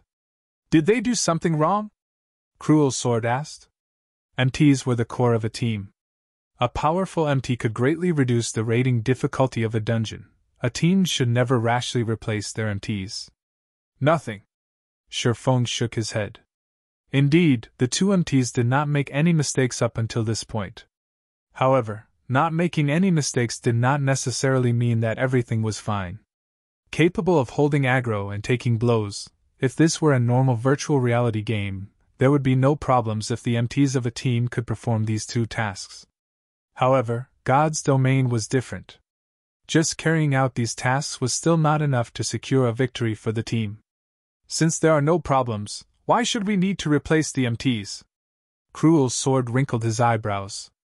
The two MTs in question were furious right now, clearly displaying their displeasure. Shifeng was just someone they had invited, yet he dared criticize such powerful MTs like themselves? Wasn't he being too arrogant? Their ability to evade attacks is just too poor. To put it bluntly, they are taking too much damage. When they face a boss, even 4 healers will not be sufficient to keep them alive. Moreover, their damage output is too low. In a boss battle, even 1% of HP could decide victory or defeat. I'm guessing that, when you guys face the first boss of this dungeon, aside from having insufficient damage, your healer's mana ran dry as well. In the end, the result was a complete team wipe, Shifeng said with a smile. Listening to Shifeng's words, the two MTs immediately fell speechless. Cruel Sword was also awestruck. Clearly, he had not mentioned the matter of their team wipe to Shifeng before. Yet, Shifeng correctly guessed each detail of their previous encounter. Everything Shifeng had just said was clear and logical, and Cruel Sword agreed that he needed to make some changes. I wonder if Brother Yifeng has any suggestions on how we can improve? What kind of MT do we need? Cruel Sword earnestly sought Shifeng's guidance. The other members of the Assassin's Alliance were no fools either. They had discerned the meaning behind Shifeng's words. As a result, the dissatisfaction they felt towards Shifeng in their hearts lessened greatly, while respect slightly grew. Each of them perked up, focusing Shifeng's wise opinion. It's very simple. Look for 2 Guardian Knights who have allocated their free attribute points in the ratio of 2 strength, 1 agility, 2 endurance. It would be best if they have learned both Guardian Aura and Power Aura. Shifeng unhurriedly spoke. Unknowingly, Shifeng had suddenly become the heart of the team. Within moments, Cruel Sword had found 2 Guardian Knights from his guild that fit Shifeng's requirements. However, these Guardian Knights' techniques were not anything impressive, and their equipment was subpar at best. One of them was White Feather, and he only possessed slightly over 1,700 HP. The other Guardian Knight was called Water Lake, and his HP was just over 1,800 points. Furthermore, the two's defense was lower than the previous MTs by more than 200 points. They were on completely different levels. However, Shifeng saw nothing amiss after examining the two's equipment. The remaining problem would be their techniques. Shifeng then continued by explaining to the two Guardian Knights how they should battle the elite monsters and how they should dodge attacks. As for how much of his explanation they actually understood, that would depend on their own comprehensive abilities. Following which, Shifeng instructed one of the Guardian Knights to activate Guardian Aura, increasing the defense of the entire team by 20 points. He then instructed the other Guardian Knight to activate Power Aura, increasing the strength of the entire team by 5 points. Shifeng also switched his title to Might of 1,000, greatly increasing the attributes of the entire team. As a result, the HP of the two Guardian Knights almost reached the 2,000 HP threshold. The team's jaws dropped when they witnessed the brilliant effect brought about by Shifeng's Might of 1,000 title. Increasing all attributes by 10%? This was an outstanding weapon for dungeon raiding. Such an increase was the equivalent of raising every team member's equipment by an entire rank. With such a brilliant effect, they had far more confidence in dealing with the bosses of the dungeon. Hence, everyone started clearing the elite monsters with great excitement. When they first started out, everyone still felt skeptical about Shifeng's decision to replace the two MTs. It was simply illogical to replace their previously powerful MTs with weaker ones. However, shortly after the two Guardian Knights began tanking the elite monsters, they immediately discovered that there was a massive difference. Although the Beastman warriors dealt around -450 damage to the two Guardian Knights with each hit, these Beastman warriors only managed to land 1 out of every 3 attacks. In comparison, the previous two MTs would receive 2 out of every 3 attacks, taking an additional -150 damage every 3 attacks. With such a glaring difference in damage, the burden on the healers greatly lessened. Moreover, as they faced more battles, the two new MTs gradually evaded with better efficiency, taking fewer hits as a result. This had allowed the healers to expend less of their mana, thereby increasing their endurance. By the time they arrived before the first boss of the dungeon, Karur, the healers no longer felt any pressure in healing the two Guardian Knights. They even had time to attend to the other team members. Karur was a large and ferocious beastman. He was twice as large as a normal beastman, and his body was fully covered in steel-like, scarlet muscles. On his back, Karur carried a mammoth magical saber that was as long as he was tall. Meanwhile, Karur himself was a level 12 high chieftain-ranked boss with a whopping 450,000 HP. Brother Yifeng, I wonder if you have any ideas of how to best raid this boss? When facing with Karur once again, Cruel Sword's thoughts started growing heavy. After all, Karur had already team-wiped them multiple times. MTs should hold aggro properly, while everyone else should evade Karur's skills. That should be it, I guess. Shifeng casually spoke after giving the question some thought. Everyone in the team immediately sent contemptful glares at Shifeng. Wasn't this just a bunch of nonsense? Wasn't that obvious? Alright, MTs, take action. You two should take turns tanking the boss. Whoever's HP falls to a critical state should immediately back off and let the other tank. As for everyone else, try to use your attacks to assist the two MTs, Shifeng instructed. Shortly after, the two Guardian Knights charged at Karur. According to Shifeng's knowledge, the hard mode Karur only had 2 moves. One was the Blade Storm. It was a skill that turned Karur into a tornado, causing -600 damage per second to all enemies within a 12-yard distance. The skill had a duration of 20 seconds. The other skill was Avatar Slash. When Karur used this skill, he would immediately vanish from everyone's sight. He would then randomly reappear behind 3 to 5 players, attacking them and causing -500 static damage. Simultaneously, he would inflict players with a damage amplification effect, causing them to take 10% more damage for 2 minutes. To make things worse, this effect stacked. With these 2 skills at Karur's disposal, the boss prevented players from turning this raid into a prolonged battle. Otherwise, once the damage amplification effect stacked so many times, Karur's Avatar Slash could instant kill any player. At that time, there would be no way for the battle to continue. Hence, there was only one requirement when facing Karur: resolve the battle in the shortest time possible. The longer the battle dragged on, the more difficult it would become. Taking the lead, the Guardian Knight, Waterlake, brandished his sword, sending a punishment at Karur's head. The attack only caused -126 damage. Compared to the elite monsters from before, Karur's defense was clearly a notch higher. Moreover, such a small amount of damage was practically negligible in the face of Karur's massive 450,000 HP. By contrast, as Waterlake failed to dodge Karur's counterattack, the boss's saber sent him flying. A frightening damage of -1,134 points appeared above Waterlake's head, instantly devouring over half of his total HP. Following which, White Feather promptly dashed forward and activated Righteous Fury. He then used Shield of Vengeance to attract Karur's aggro. The 4 healers on the team did not dare make any mistakes. They immediately cast their heals on Waterlake. +234, +215, +221, +225.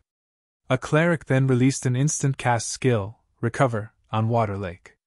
Every 3 seconds for 15 seconds, the target would recover 70 HP. Simultaneously, a druid also used Life Bloom on Waterlake, recovering 43 HP every 2 seconds for 12 seconds. Immediately, Waterlake's HP recovered to 90%. He then returned to his position on the front lines, coordinating with White Feather to tank the boss. You're tuning into the Phoenix Knights YouTube channel. Don't forget to subscribe and join us on this journey to catch the most captivating stories.